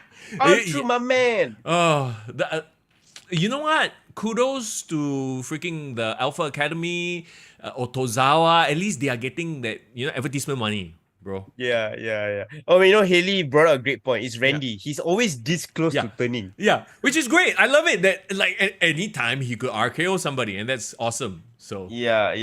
I love that. I think overall, why this was such a good use of good booking of Randy and CM Punk is that WWE used to have this kind of moments, right? Back in the Attitude Era where like somebody will return out of nowhere and then it's gonna be a crazy ass pop. Even as recent as 2 years ago, AEW had this where they were signing up really good guys, right? All Out as a great example, right? But it's almost as if they overdone the returns and debuts and new signings. And I think having CM Punk come back, having Randy come back kind of just adds to a really stacked roster, bro, in my opinion. And that's why we've talked about this, quite a bit. It's like CM Punk is at that stage where he is here to A, make money, B, to put young talent over. And I'm sure he has his pick and choice. And everybody that is signed there in the WWE currently, I don't think there is one. Maybe there's one or two, but there's nobody there that doesn't deserve a good, solid push. Like that CM Punk wouldn't want to work with. You know what I mean? So it's like, I think he has his pick of the choice at this point. Bro, give me 3 matches you want CM Punk to wrestle in this current run. 3 Cody, opponents. Current run. Wow. Cody, obviously. Seth Rollins. Who? I mean, I don't even want him to touch Roman. I think he shouldn't even be involved with Roman at all. Okay. The third one could be a young up-and-comer. I'll say it, Dominic Mysterio. Bro, you just stole my spot, man. Is it? Really? That was actually gonna be the first thing I was thinking of, because again, I just mentioned the history he had with his father. I think it would be hilarious. Yeah. So Dom would be number 1. I would love CM Punk to step in the ring with Seth Rollins. You're right. Yeah. Between Cody Rhodes and Roman Reigns, I think either would be great program, but I just don't think it highlights CM Punk's strengths, because Cody is already like a dusty. He's really a great speaker and orator. And of course they can go by the like a cheap shot and do the whole AEW mentioning and all that. But I just feel like it's just not gonna be fresh, right? The payoff is not worth that cheap sort of like step. Correct. I think the WWE are quite above that. Yeah, and Roman Reigns, I think if Roman fights CM Punk, Roman's still gonna go over. It's not gonna be interesting. Probably CM Punk is just gonna go toe to toe in terms of the mic. But I wouldn't enjoy it that much. That's one person I would think would be a very interesting matchup, bro. Wait, hang on. Before you go there though, you forget that with Roman Reigns, CM Punk doesn't need to go up against Roman Reigns on the mic. He would be going up against Paul Heyman on the right. And that is interesting. Chills. Nipple chills. Let's go. Okay, you know what? CM Punk as a heel against LA Knight. Ooh. Just the mic promos, bro. I mean, technically, we saw that a decade ago, CM Punk versus The Rock, but LA Knight, that's just going to be so interesting. Well, you know what? The good thing about the WWE is right now, all these possibilities are on the table. And all the quote-unquote dream, AEW is talking about dream matches all the time. It's like they are sort of like, what do you call it? Like, unless you're a hardcore fan type dream matches, Like, WWE legit has the dream matches now. It is true. You know what, okay, guys, let's wrap it up. What are your number grades, or what are your, out of 10, your alphabet grades? What about you, Mr. Young? I will give it, here's the thing. Originally, I would probably have given it an 8. But because of the CM Punk, he came in right at the end there. It's like, when you do your exam last time and you're like, oh shit, this is going to be mid. Okay, barely pass. Okay, quite good. And then that last question, it's the question you've been studying for 5 weeks already. That's it. I nail it right now because that one, that's the one that gives you the freaking, puts you over the top. I would give it a 9 because of that last thing at the end. Amazing. Okay. I want to use a very naughty analogy, but I think I'm just going to refrain myself from using it. Come on. Now that you put it out there, you have to say it, bro. You cannot just leave us hanging. Okay. I would give this whole pay-per-view, because I'm going to compare with AEW Full Gear, right?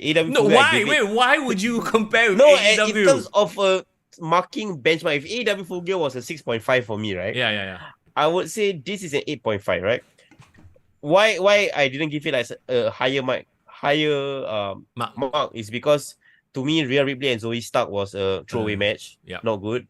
I felt like as great as Miz and Gunther was, I still stand by my opinion that they should have had a better opponent for Gunther. And Santos and Dragon Lee just felt like it's a great match, but it was a great match that should have been on a TV segment on SmackDown.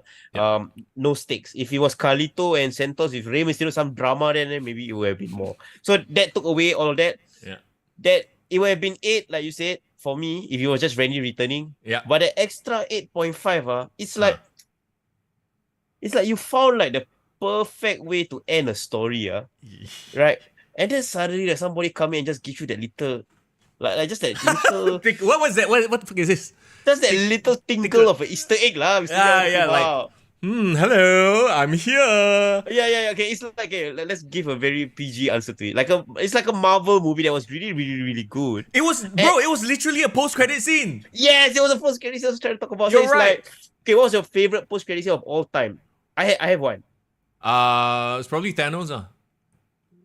Thanos. Actually, no. You have to go back to the first one. No. Where Nick Fury shows up and he's like, you think you're the only blah blah blah. Yeah. Yeah. I have the most random post-credit scene that I love, right? But still gives me goosebumps to this day. Okay. The post-credit scene to Captain Marvel. It's so random. Do you remember what that was? Oh, it's the one where she shows up after Endgame, right? After everyone's been dusted. Correct. So it's like that scene where Infinity War just ended and then all of them are like in the bunker. So it was like, I think it was like, what was it? It was Chris Evans, it was Captain America and the Black Widow. They were in the bunker discussing like they found the pager that Nick Fury set out. Then he's like, this was sent out like a few minutes ago. Then he's like, who is it calling out for? And then the next thing, I think Captain America turned around right there. It was Captain Marvel. Yeah. Correct. Yeah. And then because that got me hyped because oh shit, Endgame's gonna happen and Captain Marvel is here on Earth. Yeah. Right. Yep. So it didn't do much, as in like in the context, but when oh shit, what they're capable of, what's the possibilities. Yeah, that's why I got that. Yeah, I mean, at the end of the day, that is the whole point of a post-credit scene, right? Yeah. This is the tease for things to come, and definitely like in terms of, let's talk about the booking and the structure. I think Paul, Daddy Papa H booked this perfectly, don't you? Yeah. With all the returns that were happening, he could have overdone it. He could have had Randy Orton return, and then he could have had it overshadowed by CM Punk's return. Mm-hmm. Yeah. One interesting thing, I think Fast brought it up right on the chat.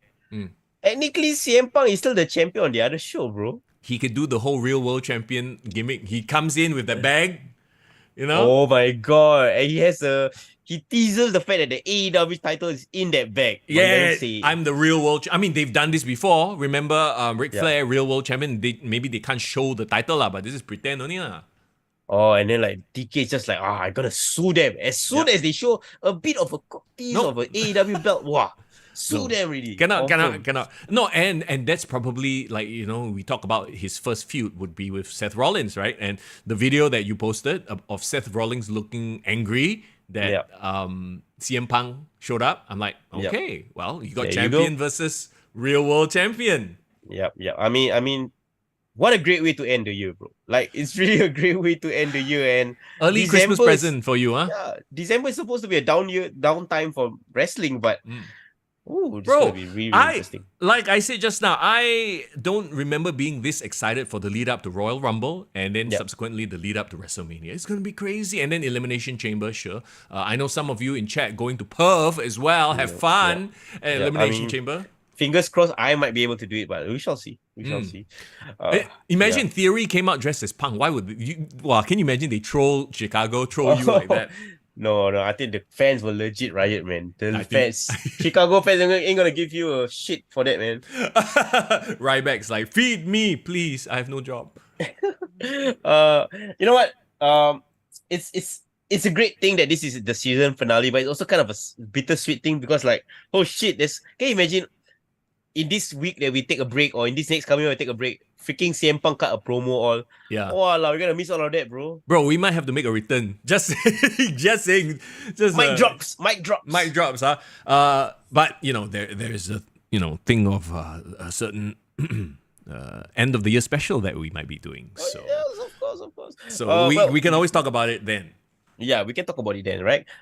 In the meantime, since we brought it up, can you guys please give a shout out to our Patreon sponsors? Finally, our tickers is back. Yes. The tickers are back. Took a week off, but the ticker is back. Shadow, Rishi, Div Royalty, Irvin, Doc, Saleh, Fast Game, thank you so much for keeping the lights on. We appreciate it. We have a Patreon in case you didn't know. You can check it out in the description. And of course, any support is greatly appreciated.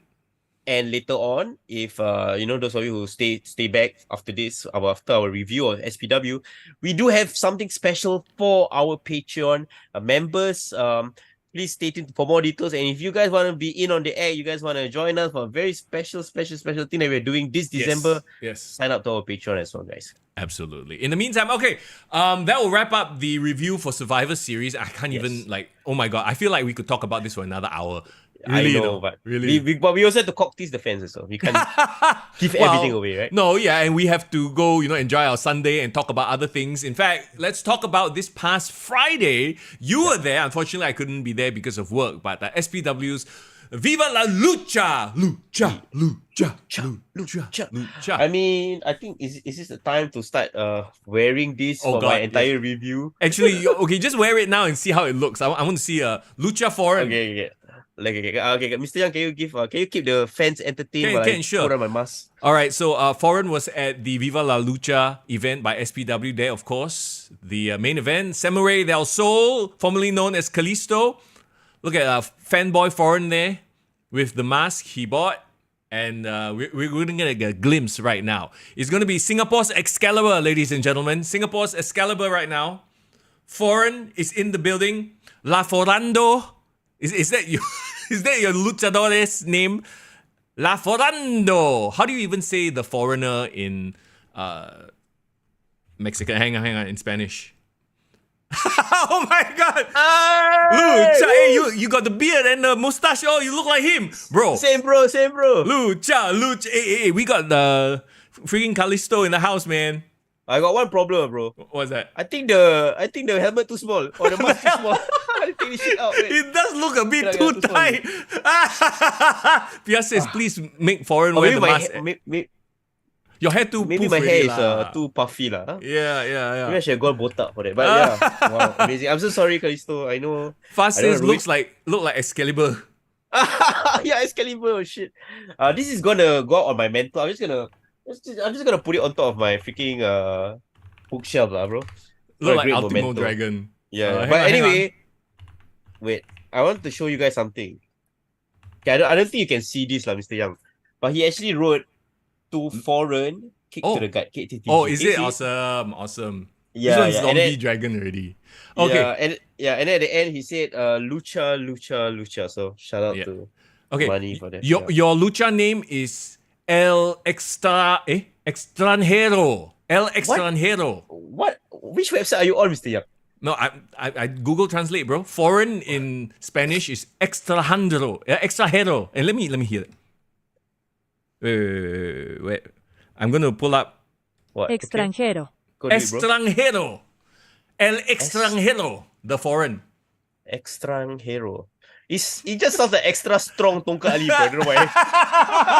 See, that's your gimmick. You extra strong, bro. You are. Dear God. You are like a horse luchadores. I'm sorry, man. I wish I could do the entire podcast with this, but I think I might just die from dehydration. But I don't know how all these wrestlers wrestle with masks. I was about to say, like, can you imagine them wearing it, wrestling a whole match, and as it is, you were already tired.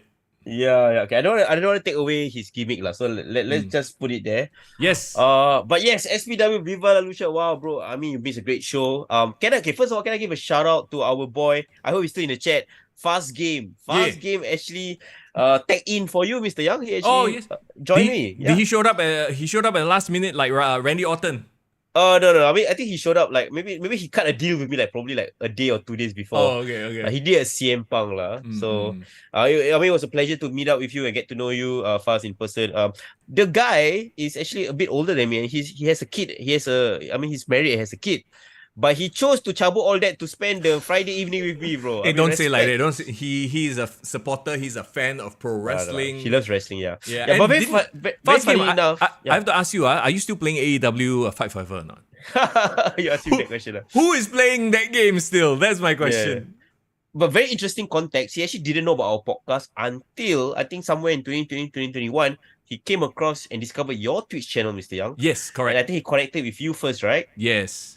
Yeah, and he heard that, we had a podcast. I was probably playing WWE 2K23 or AEW Fight Forever, one of those games. Then, like wrestling fans like to be like, hey, look, there's a Singaporean playing wrestling. And, you do a podcast. Boom. Yeah, pretty sure. But I think it's even way before. I think it's probably when you were reviewing 2K 2019 or something like that. Oh, is it that long ago? Back Okay. back in the day. Oh, there you go. But he said he did started listening to the podcast once we went to video and live stream, right? Appreciate it, man. Thank you so much. I told you, hey bro, since you're a Patreon member, give you perks lah. Okay, I got an extra ticket. You can stand in for Young. I only ask one thing in return, bro. You help me take all the IG stories so I can relax and write down my notes. Nice. Yeah, so shout out to him because he took all the cool IG stories that we put out on our Instagram. It was a fun night. So Bro, shall we dive right in, bro? before we do that, I want to point out one thing once again. Yes, because everybody in chat, see if you notice what is on Foreign's wall, his shelf. Like, he got the books because, he's a well-read man. But you see, CM Punk show up only, you got the hand lotion there already, bro. What's going on, bro? Why got lotion there? Because CM Punk come back. Why got lotion? Bro, this one is Rapid Itch Relief Moisturizer, bro. Don't anyhow motion all. Hey, relax, can you see what it says?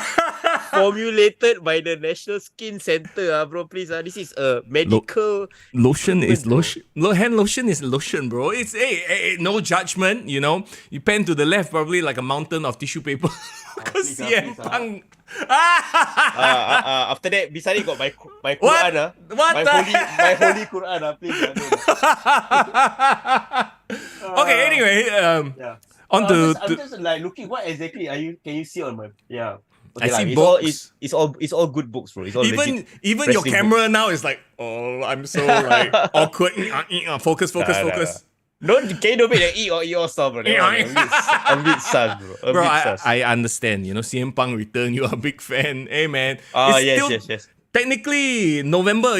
Isn't it supposed to be no nut November, as the kids say? I have been no nut 2023, bro. Okay, TMI. Don't need to know that. Let's talk about SPW. Yes, I think we should start talking about SPW. Okay, so for those of you who were there, I think shout out to Deep Royalty, Irvin. I think you guys were there as well.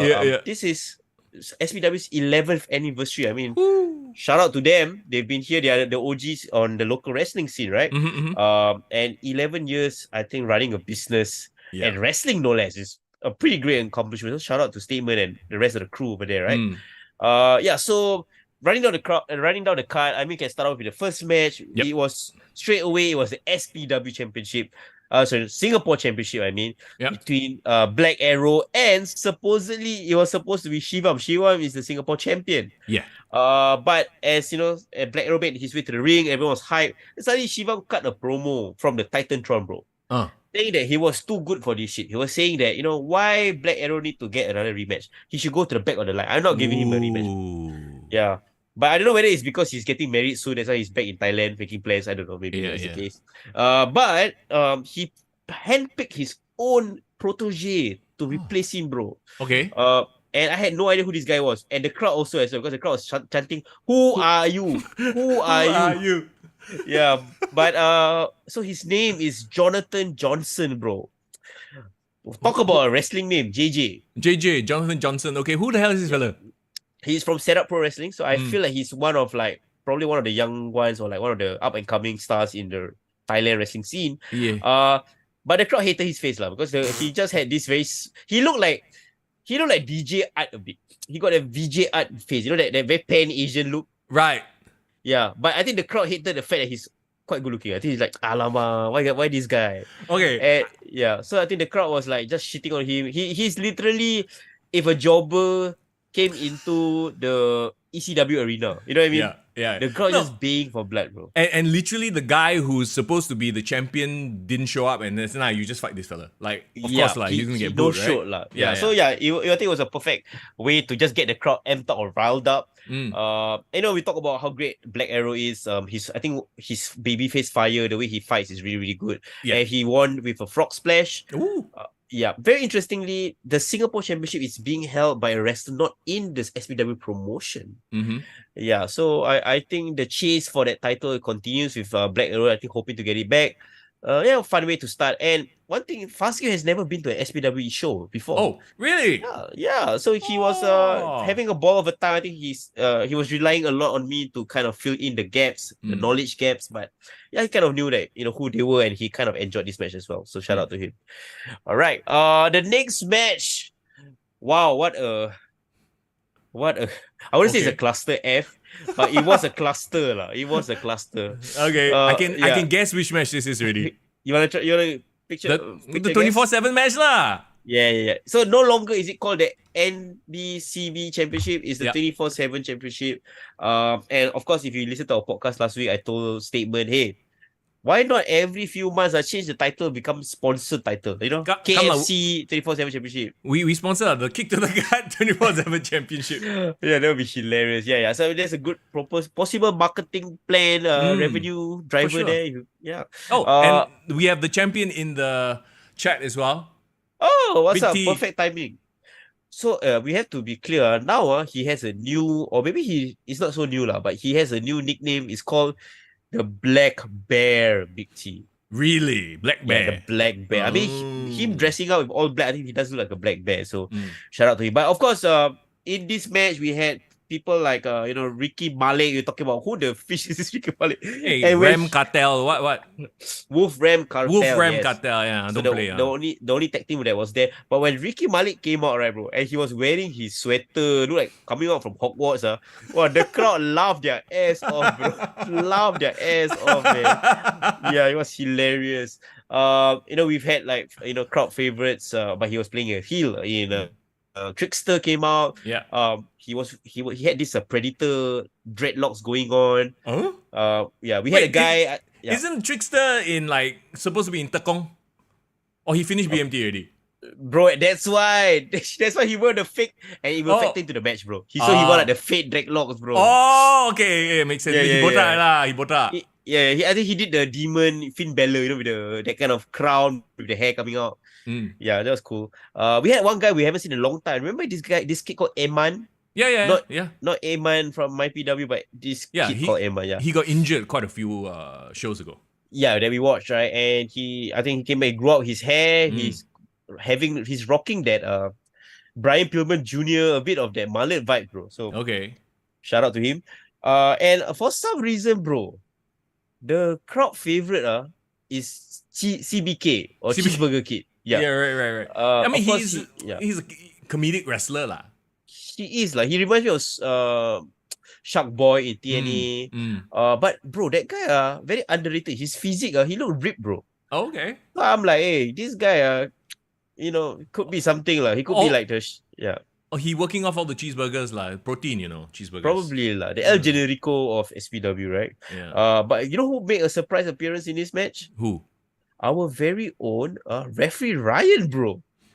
So referee Ryan was a contender in the match, bro. Okay. Wait, was Meta in the match as well? Yeah. So Meta was in the match as well. Metaverse. Yeah. But referee Ryan came out wearing a ring gear which is like black and white stripes. He's referee Ryan shirt lah.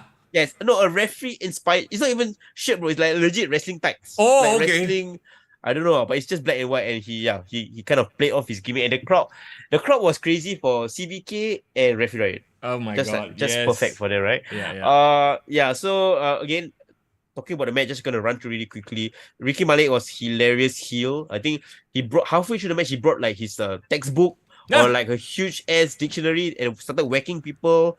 And CBK again, I think was doing a lot of crazy, funny, hilarious comedy spots. By the end of it all, the last man standing was of course Big T. I think Big T kind of weathered the storm of everyone trying to go after him. But funnily enough, right, bro, even though in the match he retained, right, but shenanigans happened post-match, bro. Okay. Yeah. Tell so me. This guy, when referee tried to steal the pin from Big T managed to evade it. He became the champion, and as Mr. Froys, our dear SPW announcer, was like busy, kind of like announcing who's the champion. He was raising his hand, blah blah blah. This fellow announcer goes schoolboy pin him for the title, bro. The fellow announcer? No, Froys, Mr. Froys. Oh, Froys. Oh. Schoolboy pin freaking Big T. Okay. And he became a champion, and he was I'm the champion already. I don't even need to announce the rest of the show. I can go off, blah blah blah, get my grab, blah blah blah. He was cutting a ring promo, and then all of a sudden, the second ring announcer, Mr. Darren, also schoolboy pin, got the title back. Oh my god. And then he was celebrating the title. It felt like a whole segment out of WWE. And then when he turned around, Big T finally got back to his feet. basically maul and kill the fella and Yeah. got back the title. So Nice. it was just a merry-go-round of the title switches right there. There you go. I mean, it is the 24/7 title after all, so you always got to be on the lookout. Yeah. So it was a fun, harmless way to get the crowd into the match, right? Sure. Yeah. And the next match, bro, the Horrors facing off against CK Vin. And remember last week, statement said like he has a surprise opponent, surprise partner. Yes. No, it turned out to be MyPW's own Wonder Boy. Whoa! Which you got to chat with, actually. We'll play you some of the interview bites in just a bit after we talk about the match.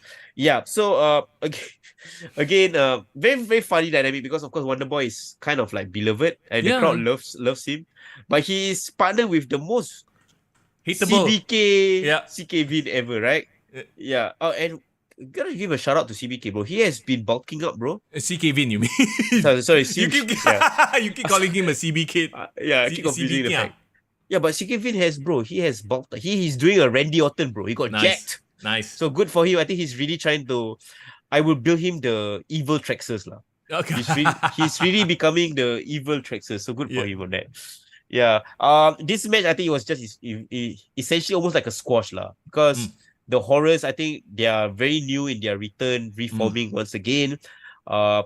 They work their gimmick really, really well. I think a lot of the fans kind of started to enjoy a bit of the Butcherman shenanigans. It really. I think the thing about the Horrors is they are such a veterans at this point in the game that they wrestled such an easy, simple match, but it had the most crowd reactions. Does that make sense? Yeah, no, it makes perfect sense. And we talk about this all the time in wrestling, right? It's like, why do 10 million moves when you can just build your character, have a connection, so that when you do a quote-unquote simple move, it gets over? Yeah. They had awesome tag team spots as well. I think they really showcased their tag team maneuvers and all their signature abilities. But this was just a squash. I mean, poor CK Vin. Squash. Was it like legit a squash? Like, it was just one-sided? But it was an extended one-sided beatdown. Okay. It was. But again, I think the Horrors are aiming and gunning for bigger and better things, right, Mr. Yam, based on our interview with them. Yeah. Big T brings up a very good fact, a very fun fact. Butcher and Wonder Boy are on the opposite brackets for a MyPW title, which they actually talk about coming up in some of these interviews. So, okay, first of all, let's check out your chat with Wonder Boy right here. Phone in the building. We are here live right at the SPW Viva La Lucha. I'm here with Wonder Boy. Nice to see you. What a surprise. I know, right? I was trying to keep it a secret. I was uploading all my stories, right? Trying to lie to everyone, but nah, I think cute face, smiley face. Yeah. So I want to find out, I'm very curious, how are you and CK Vin somehow in cahoots? Are you guys friends or something? What's going on? Well, he just needed a partner, man. He just messaged me asking, and then I was like, okay lah, I'll come lah. And then I see like, I'm fighting Butcherman. I might be fighting in a tournament, so I'm just go see what he's up to. Sadly I lost lah, but at least I know I can. No worries. Okay, but something is very funny because you are a lovable guy. I consider you one of like the most babyface characters I know. But CKV is kind of like a asshole. Like I don't believe you just call him asshole. asshole. So like, how does that dynamic work? I think he's a bit mean lah, but okay, he's alright lah. He's alright. Still okay lah. Still okay lah. Okay. I understand what he's very he can be quite rude lah, but alright. I guess it's just between the both of us. I think we are friendly. I get it. Okay, cool. Okay, so tell me more what's happening on the MyPW side. Because I saw there's some tournament that happened recently. Can you tell us more what's in the future for Wonder Boy and with the tournament coming up? So regarding the tournament, so like the tournament started at the last, I think, a few months journey to goal. Okay. So there was how many? The Butcherman, Jonathan, they were all in the show. I see. So right now I advanced, and then another guy named Jack Alexander. Oh yeah, you saw him last time in Grapple Max. Yes, we did. Butcherman also advanced. Awesome. Yeah, so we're gonna fight against each other, and then the finals and to decide the MyPW National WrestleCon champion. Alright, so like When is the finals happening? And like, if people who are interested in watching the show, how can they get to know and find out more of your information? It's gonna be happening on next month, December 9th. So if you guys wanna watch the show or come to the show, please support us. You guys can go to the MyPW Instagram, click on the link, and you can buy tickets from there. There you go. I have to very quickly mention to the random people walking by the camera, I was like, what is this, an AEW production? Come on, man. Come on, fast game. Come on.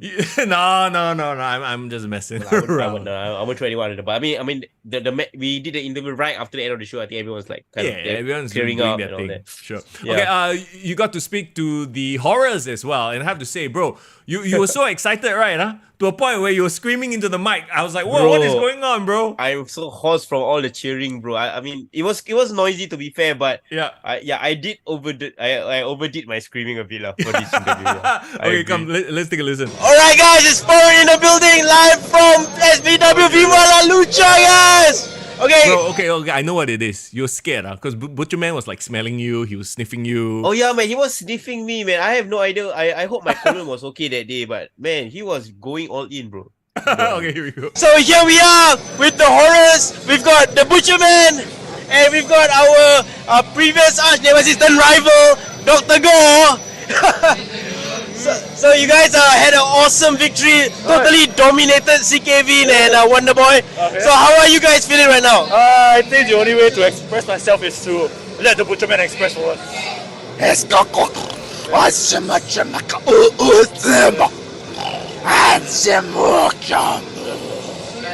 don't forget that thing, that thing. You got all of that, right? Yeah, I guess so. Just in case to the lovely viewers and fans of King to the Guide, if you didn't really understand what the Butcher Man said, he basically said that was the sweetest victory. Coming back from an amazing long excursion for myself and for him, constantly rediscovering and making waves in Southeast Asia.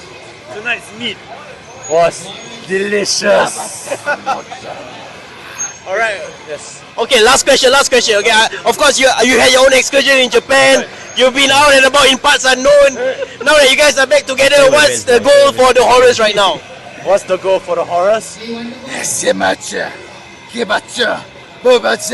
Chris Brooks, Masa Takanashi, Omae wa mo shinderu. Chris Brooks, Masa Takanashi, I spent a lot of time in Japan learning from you, and you have taught me to do my best and to really create waves and believe in myself.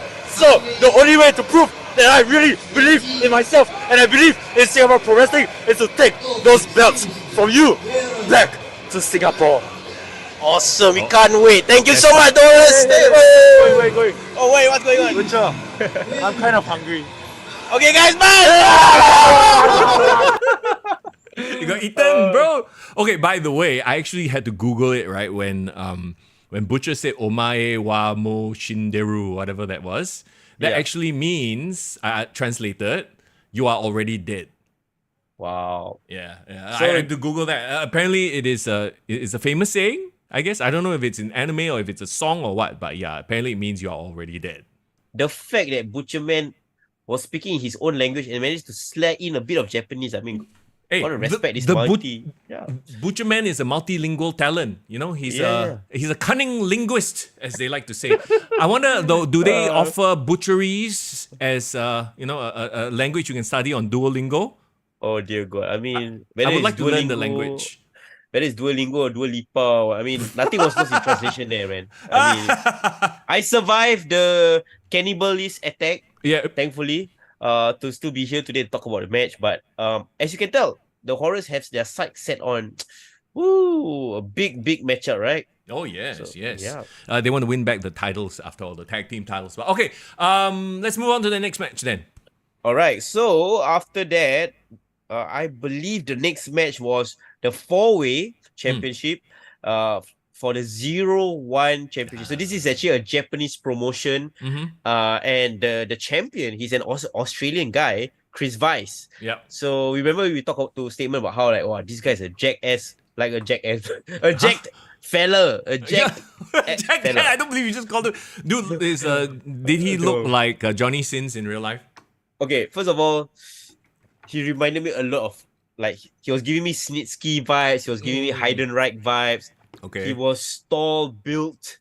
I would say he's even bigger than Johnny Sins, bro. He's not even Johnny Sins in terms of baldness, yes, but was he bigger where it counts? Well, there was this one spot where he kind of hung his title from his front, and he let it swing a bit. Okay. Yeah, so I think he kind of alluded to that as well. bro, have you watched Johnny you remember Sins? this? No, I have No. not. I hope you haven't lah. Bro, okay. I would compare him to who or not? Do you remember 2003? There was this Australian wrestler, short run in WWE. Nathan Jones. Yes, I remember Nathan Jones. Yeah, he reminded me exactly of Nathan Jones, bro. Wasn't he involved in that Big Show Undertaker match at WrestleMania? WrestleMania 19, yes, he was really a scary character. He was like a guy who broke out of Australian prison, but he just never lasted that long. Chris Vice had that vibe because he was tall. He was jacked but tall. Like he was at least a good 6'3", 4" around there. He was the first guy that when he came out and the crowd was like, whoa. That's legit. Okay, that's a wrestler right there. You know what I mean? That was the kind of first impression. And he was up against a bunch of meat, in Destroyer Dharma and BGJ. Yep. They were both there. And of course, our favorite Ho Ho Lun smacked that right in the middle of all this meat, bro. He's the lettuce in this triple beef patty burger. He's just the lettuce, the poor guy. Like, oh. He's the lettuce, he's the spaghetti, but he was in between all the meatballs, bro. So this match I thought really showcased Ho Ho Lun as a wily veteran. I think he exactly how we kind of mapped out in our head how this match was gonna go. He was there jucking and jiving, kind of stirring shit here and there, causing people to kind of fight him, and then he runs away. Yeah. But he was just very well believable. He felt like a mischievous leprechaun, right? That's the vibe I was getting. It's interesting too with Ho Ho Lun, right? Like he has played the heel and the face in SPW shows. It's just like, it's the nature of indie wrestling, right? Like there isn't sort of that storyline, overarching storyline that you have to follow. It's like what the situation calls for on that night, and he was, to your point, playing the face. Yeah. He was. I think I started to appreciate a lot of Ho Ho Lun's moveset and how he approaches wrestling, especially after I saw this match. Every single time Destroyer Dharma and Chris Vice was matching up, the crowd was like shouting a lot of meat, bro. They were loving the horse battle between both of them. And don't count out Big Good Jack as well. He took a lot of crazy ass bumps and chops from Chris Vice, but he was dishing them out equally as well. Okay. Yeah. So I think clearly he's the youngest guy in the ring, but he never once looked out of place. So much respect to BGJ. And of course Vice eventually got the win, defends his title, retains his crown. But I would love to see more of Chris Vice in Singapore, because every time when I watch a wrestling show, and then people will say, they all look like normal size people what's so interesting about it? And then one time Destroyer Dharma come out, one time Chris Vice come out, and you're like, oh wow, okay. Yeah. Those are the kind of people that stand out from the crowd. So respect to him. Yeah, okay, so that was the 0-1 championship. Another championship was on the line. Hang on. Chris Vice retained lah. Yes, correct. Chris Vice retained. Chris Vice retained. Again, so the next match, another championship on the line.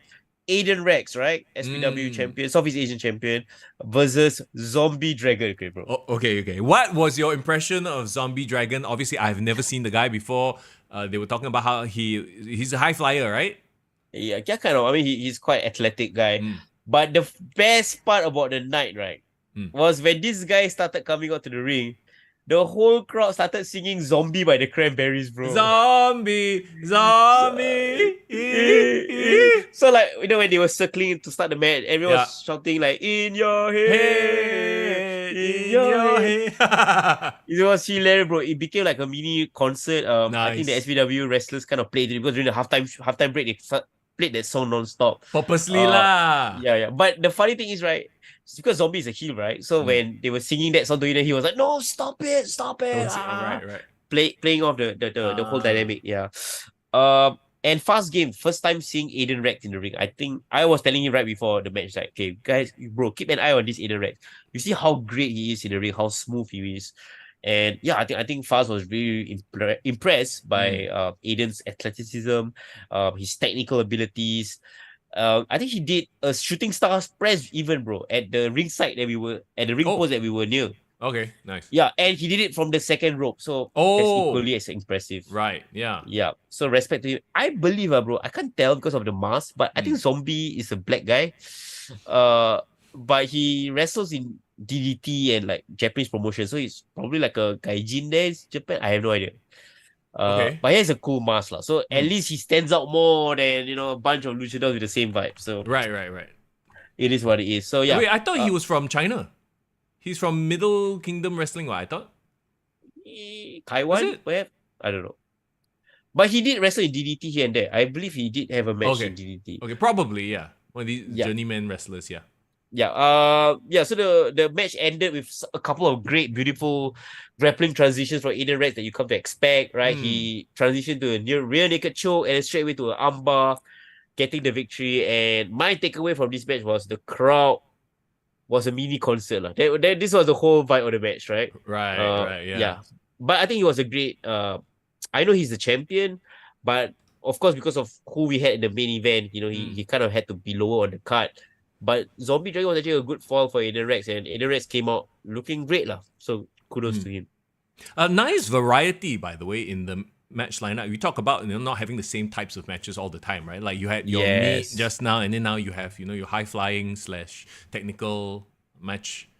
Yeah, I mean, I think even Samurai said in his interview with me, we'll show later on, that he was really, really impressed by the variety on the show, and he actually watched every single match from the start. I loved his interview with you that we're gonna play in just a little while, but I was like, what a company man. Like, I don't know how much of it is like he's angling to get brought back to SPW or what, right? But like I'm like, wow, he really either that or he was really impressed. Yeah. And the thing about him, the vibe I got from him, he really is a genuine guy. Like he really is a genuine guy. So I felt that this is really what his true thoughts is about the show and the card and the promotion overall. Yeah. Okay, 2 more matches, bro. 2 more matches. Yep. Okay, so this was Fast, his favorite match. Don't tell his wife. I know already. It's Alexis Lee versus the Yumi. Let me try to pronounce it. Kami Fuku. Kami. Yeah. Somebody said this to me on the chat. I think it was Jason from Brunei. Yeah. Shout out to you, bro. If you pronounce her name right, but you're Malay, right? Kami Fuku sounds like a very, very different thing, bro. Ayo, why? Because Kami is we, right? We? Uh-huh. And then we fuck you lah. Oh no. No, but this is her Japanese ring name, yes. Yeah, it's really her name. And she has a very interesting nickname as well. She calls herself the Casual Beauty, bro. Yeah. She wasn't she and a statement brought this up last week as well. She was selling a very special picture book or something. Book Yeah. At the event. The picture book was happening like at right before the show and right after the show. Yeah. But I've been given very clear instructions from my girlfriend to not have any interactions other than with Fast Game. So I was. Is this kayfabe or is this shoot? Like, you working or you shooting here right now? No lah. I mean, I want to be respectful. I mean, I can respect her in-ring ability. Yes. I can respect her from afar, from a very far distance. Yes, absolutely. So any picture books, I think I gave it to more deserving people who wants to buy it and enjoy that. Yes. Please talk about the match.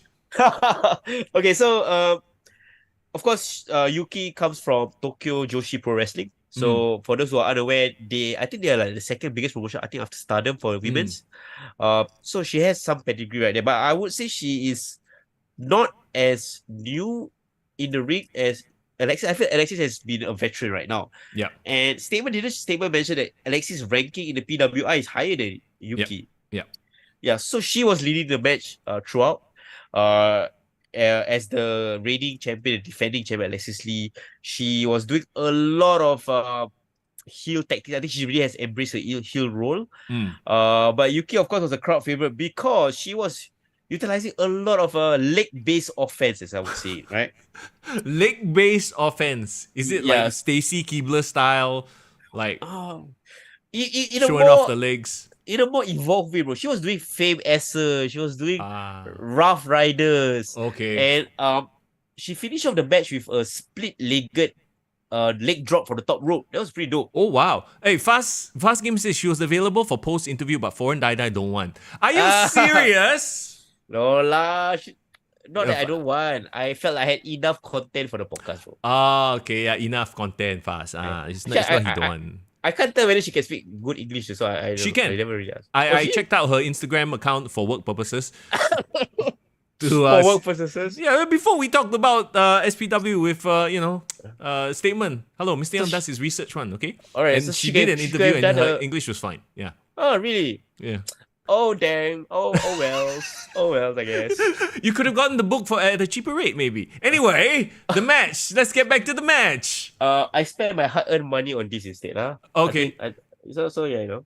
Yeah. Okay, anyway, back to the match. Wait, let me get this straight. Instead of getting the bikini models photo shoot book, Yeah. you bought the lucha mask, Yes. and you have the hand lotion at the back after CM Punk return. I mean, y'all make your own connections. National Skin Center, Mr. Young. This is a medical thing. It's for my eczema. No, I don't have eczema. Inventing conditions just to get out. No, legit.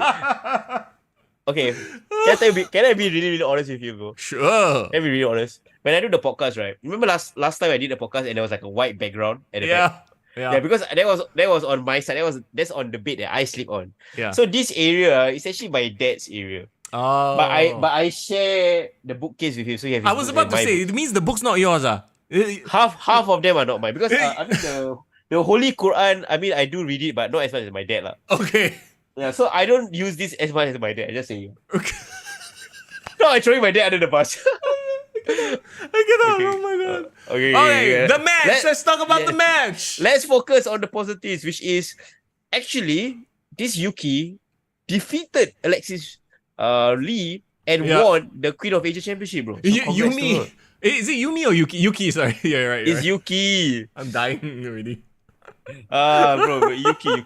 So yes, Yuki with all her legs glory got the win. And yeah, I think the crowd popped for her. Like, I think the crowd was really. They did, I'm sure.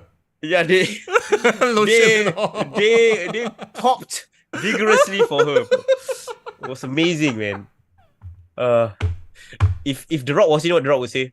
Uh, You sick freak.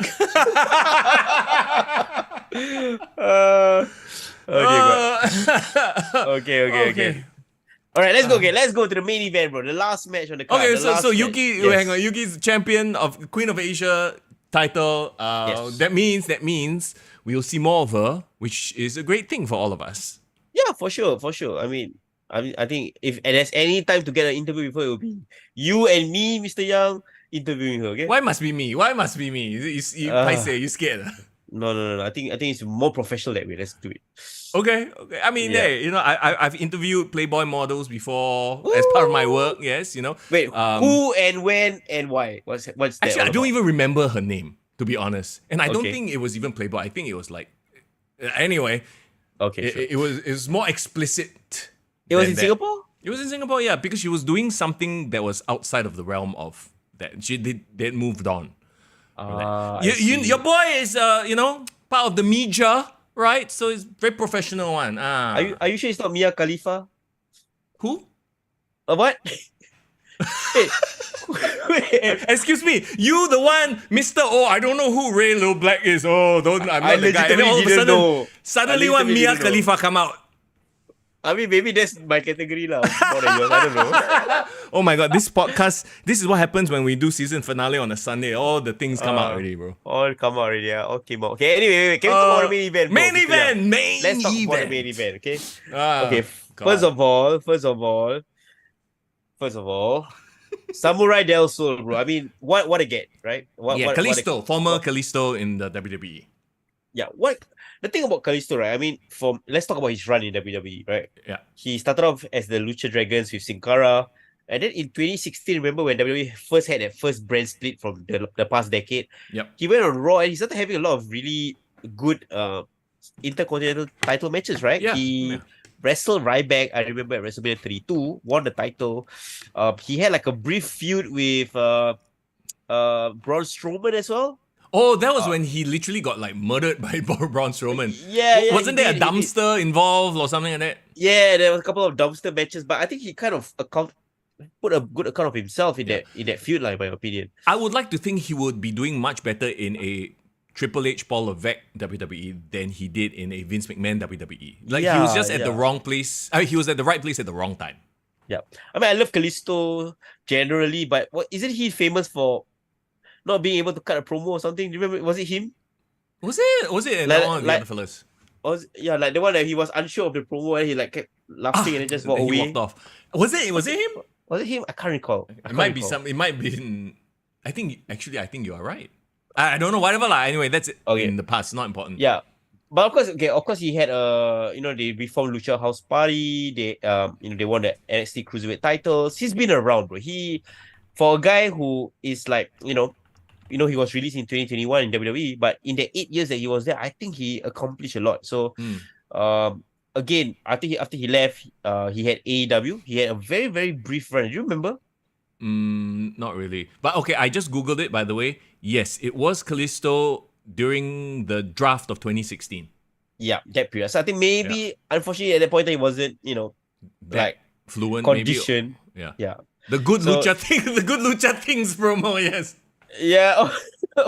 Mighty remembered it. Yeah. But I felt that, when he left, he became this really great international, like, traveling journeyman of a wrestler. He had a cup of coffee in AEW because I recall he teamed up with Aerostar against FTR when FTR was the AAA Tag Team Champions. I recall this period. Right. Yeah. And I was surprised, why didn't he get picked up by like Impact or AEW full time? Because I thought he's a good addition to the team. He has great moveset. He's generally safe because of his WWE experience. So, it was quite a waste lah. And in this match, I thought like the crowd was super over for her. Like we were just shouting Lucha the whole day. And statement was like they were dueling Lucha and chants. Wait, so who was I guess Samuray Del Sol was the face in this? Yeah, de facto babyface for sure. I think Statement was more of like the cocky hometown guy, trying to test them out. And before the match started, we had Samurai Del Sol doing a split-legged pose on the top rope, bro. Oh, she was full on RVD vibes over there. But okay, once the bell ring, okay, so here's the craziest, most interesting observation I came from the match, right? They didn't wrestle a lucha style at all. At all. They wrestle like a pro wrestling, WWE pro wrestling style? Yes. Statement and Samurai also was kind of more or less the same height and build. And of course, what Statement said last week, he has never had a match with a luchador of the caliber of Kalisto. So I think maybe because of that, they didn't want to go full on high flying, jumping here and there. Yeah. I would be surprised to admit this, but the first few minutes of the match, Statement was dominating. Oh, cool. He was grinding down Samurai Del Sol. Well, I mean, remember what Statement was talking about too. It's not about the high flying moves, how many flips you can do. It's about, getting that connection and making each and every move count, right? Yeah, for sure. I thought, he really grounded Samurai down. He was healing it up. Every single time, like, Samurai tried to do like a high flying move, tried to do a rope move. He kind of cut him off at the head. Until I think he did this really, really cool spot where, when a luchador will grab the guy's hand and then he will run up the ropes. Yeah. And then he did this super cool, like basically what Rey Fenix usually does, right? He runs to the top rope. He walks the rope a bit, then he just jumps to the second rope, then bounces up at the top rope. Yeah. Flips around, does like a freaking arm drag or fly something. It was really cool because seeing it on TV, right? He did good lucha things. Yes, he did. He did. Okay, seeing it on TV and seeing it live, bro. Can't beat it, bro. Of course. But of course, those you cannot have it every single time because you will probably be you'll be immune to it lah. But seeing it once and live, he pulled it off like once or twice. He didn't do it like every single offense, right? So really, really good. And I think the ending of the match, right? He did a Selena Del Sol from the top rope. Oh. Yeah, so that was like a definitive ending. It was pretty cool. Yeah. Statement never once looked, out of step in Yeah. the match. I think they wrestled a very gritty match. I think His favorite what word. he was trying to go for. Yeah, his favorite word, gritty. right? The sweat was flying, the chops were going everywhere. They even did that, that arm drag spot that we saw at Grapple Max, where both of them going for the arm drag and then they both landed on the ground. Right. They did that same spot as well, or maybe they really not say botched lah, but they tried to go for the move at the same time. Yeah. Very interesting to see how they recovered. So overall, I thought he reminded me of how Tajiri wrestles, right? He was. Well, I mean, he went and learned from Tajiri. In Japan, so that makes a lot of sense. Yeah, so Statement has really kind of dialed in his moveset, kept it all about more of character and emotions, and Kalisto being the, like the crowd favorite that he is and a recognized name that he was, I thought he really catered well to Statement. I think he didn't go all out because he wanted to kind of save up his moveset to complement Statement as well. So Right. yeah, that was really well done. But Samuray Del Sol off the top rope was huge, and I hope his spine is okay, bro. Can you imagine doing that every single night? Yeah, because he lands on his ass, right? Yeah, he takes Like- an S bomb. From the top rope.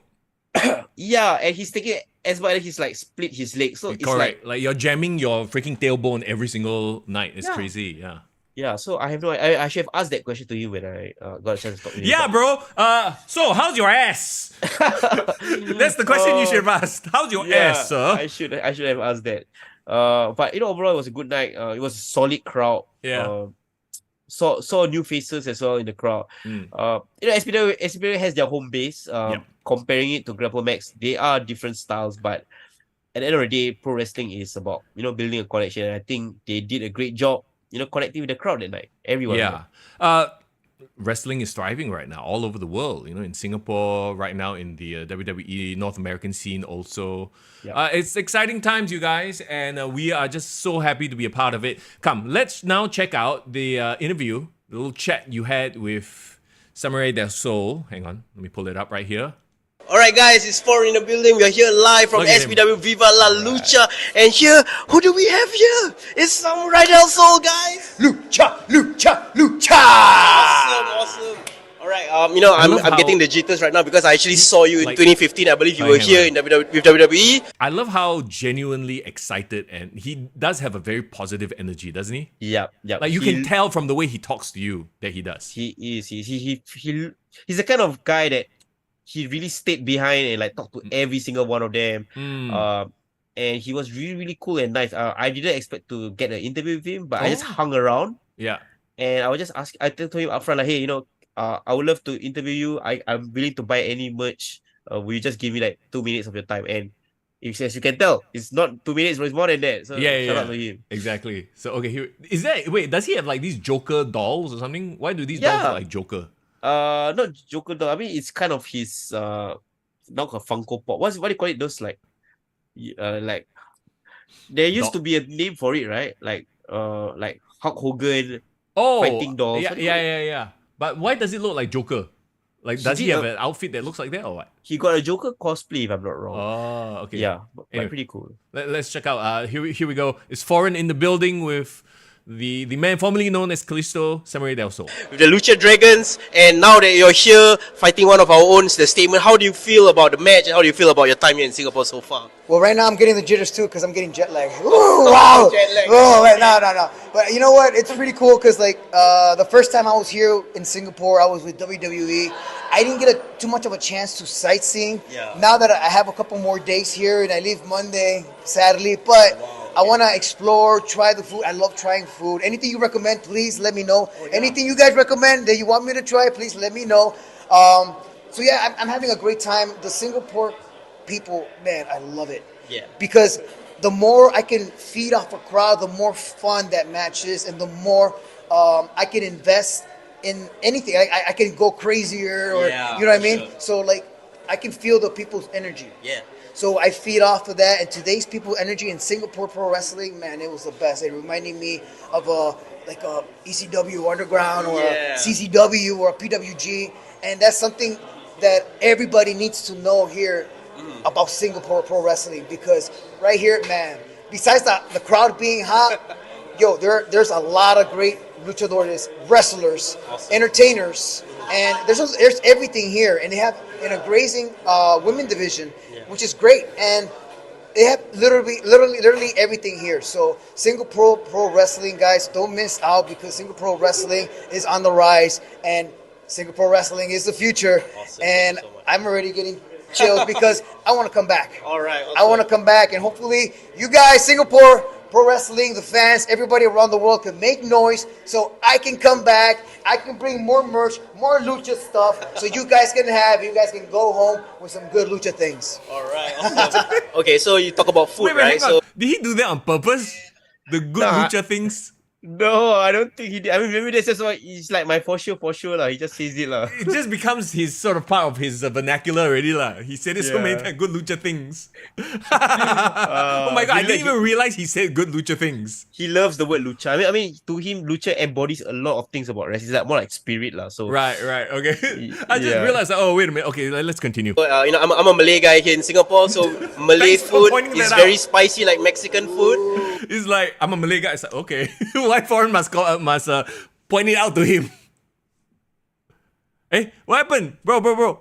We lost foreign suddenly. No, I was just saying that. I was just trying to give him more context. He might not know what's a Malay guy, bro. Come on. Okay, come, let's play. So you gotta try a bit of the chili crab. Have you tried chili crab yet? No, is that popular here? It's very popular. So it's like spicy chili with the sambal. Sambal is like Mexican Tabasco. Oh, wow. So there was a time when Eddie Guerrero and John Cena actually came to Singapore. They tried chili crab, and they made a segment. It was on WWE. So I hope you try that as well. That is so cool. Awesome. Wait, hold on. I have to point this out, right? Okay. Chili crab. Chili is not sambal, is it? It's not what? No, it's not. It's Then not. how come you like connected to that? That's why I got a bit confused. Then I'm like, Ayah, bro. Just need to know that it's spicy can already. bro, but I have to call out your lack of food knowledge, bro. What Oh, dear sambal God. and chili crab? I wanted to give him like nasi lemak or something, but I was like, no, maybe it's too hipster lah. Never mind. Chili crab easier. Bro, I would, nasi lemak is fine. Chili Chicken crab, rice. black Oh. pepper crab. But okay. I think all the food critics are all gonna kill me for this interview. yeah, lah. they're gonna come at you. They're gonna don't DM foreign, please don't DM. It was he did a lucha things moment. That's why- I am just a wrestling interviewer. I'm not a food critic, guys. Please. Oh shit. Okay, here we go. Let's continue. Okay, one last question. Yes, please. So statement said before your match. He said like you are the first like full-on luchador that he's actually going to have a match with, and he feels very excited to try that style because he never wrestled that style before. But how do you feel about like statements, wrestling abilities? Because we do have someone from SPW that actually came from SPW and is now in WWE, in Dante Chen from NXT. yes. So how do you feel about the level here in Singapore, and what advice would you give for any of our budding Singaporean wrestlers if they want to make it in the big leagues? Connect with the crowd. Connecting with the crowd, having people remember you, remember your name, remember your image, remember who you are. Awesome. If they can remember who you are for something, even a chant or even zombie, anything, does not matter. What matters is if they remember you, you're connecting with the crowd. So Singapore wrestling has a lot of characters here and a lot of great luchadores too, a lot of great wrestlers. And I saw a lot of great wrestling today. It was great because I saw I saw entertainment, I saw characters, I saw lucha, I saw pro wrestling, I saw hard hitting. There's a little bit of everything here, and that made me hungrier too, because watching from the first match to the end, I watched every single match. Wow. And every single match got me hooked. And for me to pay attention, it takes a lot, because like my attention span is like I'm pretty sure. so my attention span went whoop, okay, Awesome. ooh, okay, and it's really hard for me to just keep attention. And SPW, it did that. So with any luchador that wants to go through SPW, just check out every wrestler here and just try to stand out, be different, and connect with the crowd. That's really good advice, by the way. Once again, I love his enthusiasm. I don't know why, but he reminds me of Cesar Milan with his Oh, enthusiasm. really? Yeah. Okay, that's cool. You know, yeah, and he got kinda- that very, like, very likable, very inspirational, positive vibes, right? Is that what you're trying to say? And then the accent like slightly similar as well. So he definitely does have the enthusiasm and vibe there. But okay, so he does bring up very good points. It's about making that connection with the crowd, right? It's not so much about doing 10,000 moves. Oh, look at how many moves I can do in a row, 10 Canadian destroyers in a row. It's about standing out and making people remember you and having a connection. Yeah. And it's very interesting because the fact that he said something like, seeing every single match on the show made him even hungrier to do well. I think that's what it's all about, right? I think wrestlers hype each other up by like, hey, they can have a great match, I want to have an even better match. But sometimes to have a better match is not to top that other match by being even more complex or doing more crazy stuff, but it's just being different, like completely 180 degrees from what we just saw. Yes. Yeah. So really great advice generally, and a great interview, this Samurai guy, right? Oh yeah, absolutely. I would love to have him in the podcast on some occasion at some point to pick his brain about lucha things. Yeah, man. I mean, he did say like, hey, he did repost us, so he's aware. He now knows that Kick to the Gut exists. I love it.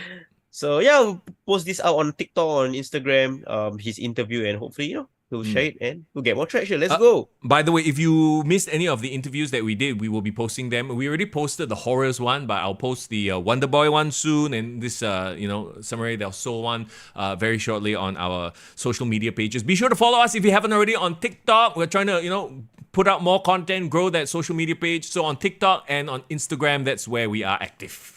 Yeah, man. I mean, and as we are wrapping up our season finale episode as well, bro, it's been for 35 episodes this year, bro. How are you feeling? I know. I'm feeling good, man. I feel like we covered a lot. Like this year, wrestling has been amazing. We've had down years, we've had the pandemic years, but one thing is always constant, is wrestling is there for us to talk about, and I love it. I appreciate each and every one of you for hanging out with us. If we do it on a Wednesday, we do it on a Sunday, we do a recorded show, but you guys are, coming out and spending time with us, and we're very appreciative of the fact. And thank you once again to our Patreons who help us keep the lights on here. You can always consider, if you'd like to support the podcast, take your support to the next level. And the next time you do that, maybe, you know what? We should put Foreign's hand lotion as part of the Patreon exclusive. A customized hand lotion with my name on it, right? For sure. I mean, it's great talking about wrestling every single week with you, Mr. Young, and I appreciate our very, very small but knowledgeable but awesome listenership. Absolutely. That always keeps the conversation going beyond the podcast, even on our Discord as well. So I really appreciate you guys. So come join us on the Discord. Like Foreign just mentioned, the conversation always continues there. There's always something to talk about, right? And even though we are going to be taking a break, like we mentioned, till next year, from now till next year, we'll probably be back around Royal Rumble time. So, watch out for that, huh? But we are doing something special at the end of the year. So mid-December, we will have an event. We're going to, thank our Patreons in style. And how much of it do you want to reveal right now, right here? I think we can just announce it right now. Every year we've done it. We always do our Kick to the Gut awards, right, Mr. Young? Yes. But this time it will be a bit different because last year what we did was we booked a studio. We kind of made each other sit down. We talk about who we enjoy. We talk about our categories and all that.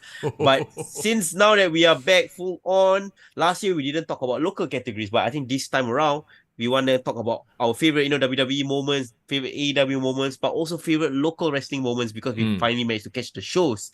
And we don't just want to do it recorded. We want to do it in front of an audience, or in this case, in front of our Patreon members. So yes, there you go. That's the official announcement. Kick to the Gut Awards 2023. Yeah.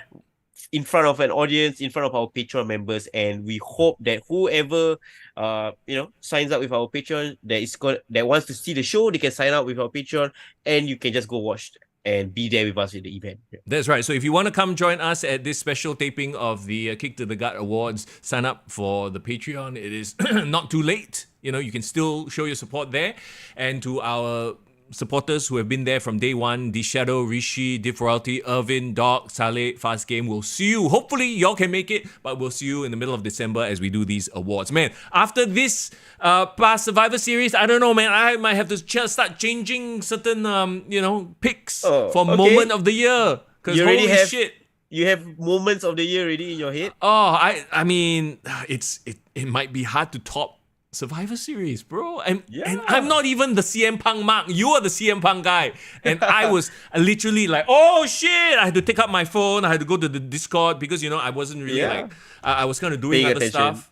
Like it literally made me jump up and down. And the craziest thing, I know I didn't mention it just now, but you know how at the end of Survivor Series, I was preparing to go do the live stream, so I was actually taking a shower. I wasn't taking a shower, I was getting ready to take a shower, right? So I was like holding my iPad, walking around, sort of like, watching and doing things. And then I had a feeling, I had an inkling, bro. They kind of, when they dragged out the end, and then the logo comes out, I'm like, they've done this once. Can you remember the last time they did it, by the way? They did it once, right? Where they saved the tease for the end, right at like a post-credit scene. You know what? Let's just call it the post-credit scene. Yeah. They've only done it once ever. Was it for Brock? I feel like it was for some sort of thing involving Brock. Return after Rock Reigns versus Cena? At SummerSlam, right? I think it was.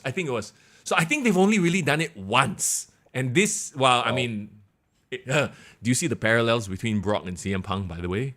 Both it's a Paul Heyman guys who love to do these kind of things, right? Yeah, I love it.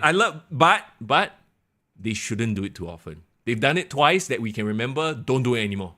Yeah, at least for a long time, unless they have a big enough star to do that. Correct.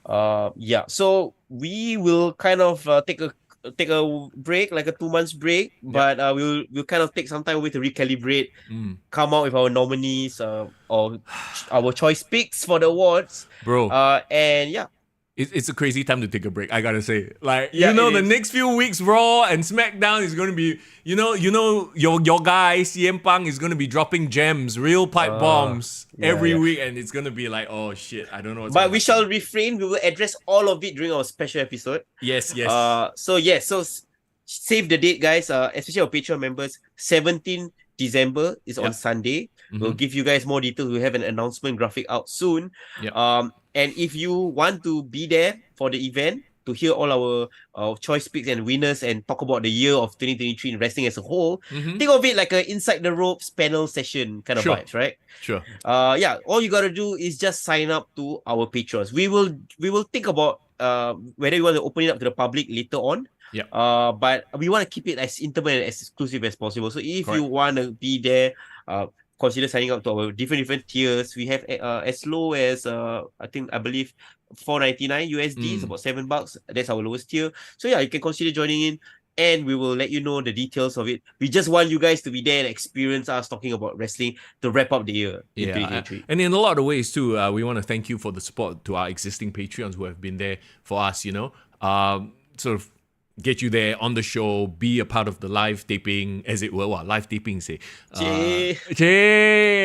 Yeah. And get your thoughts on this year in wrestling as well. So it's going to be fun. Like Foreign mentioned, just, if you haven't already, follow us on Instagram, TikTok, all this. We'll post up the details and all that very, very soon. And Discord also, yes. First things first, go and join the Discord. Okay, that'll do it for the season finale, bro. Ooh, season 6 is in the books. Oh, what a way to wrap up this season as well. Look in my eyes. What do you see? I see a tear rolling. With a tear in my eye, I'm conflicting the two different... it's different, bro. You know what? I need some time with my lotion. I need some time to rest. Okay, I need Foreign. some time to rest. We will leave Foreign to his lotion and Yuki Kamifuku photobook. No, it's all good. And I hope to see you guys soon at the show itself, the 2023 Kick to the Gut Awards. All right, with that, as always, it's Mr. Young. And it's Foreign in the building. See you next year. Woo! Let me see you try.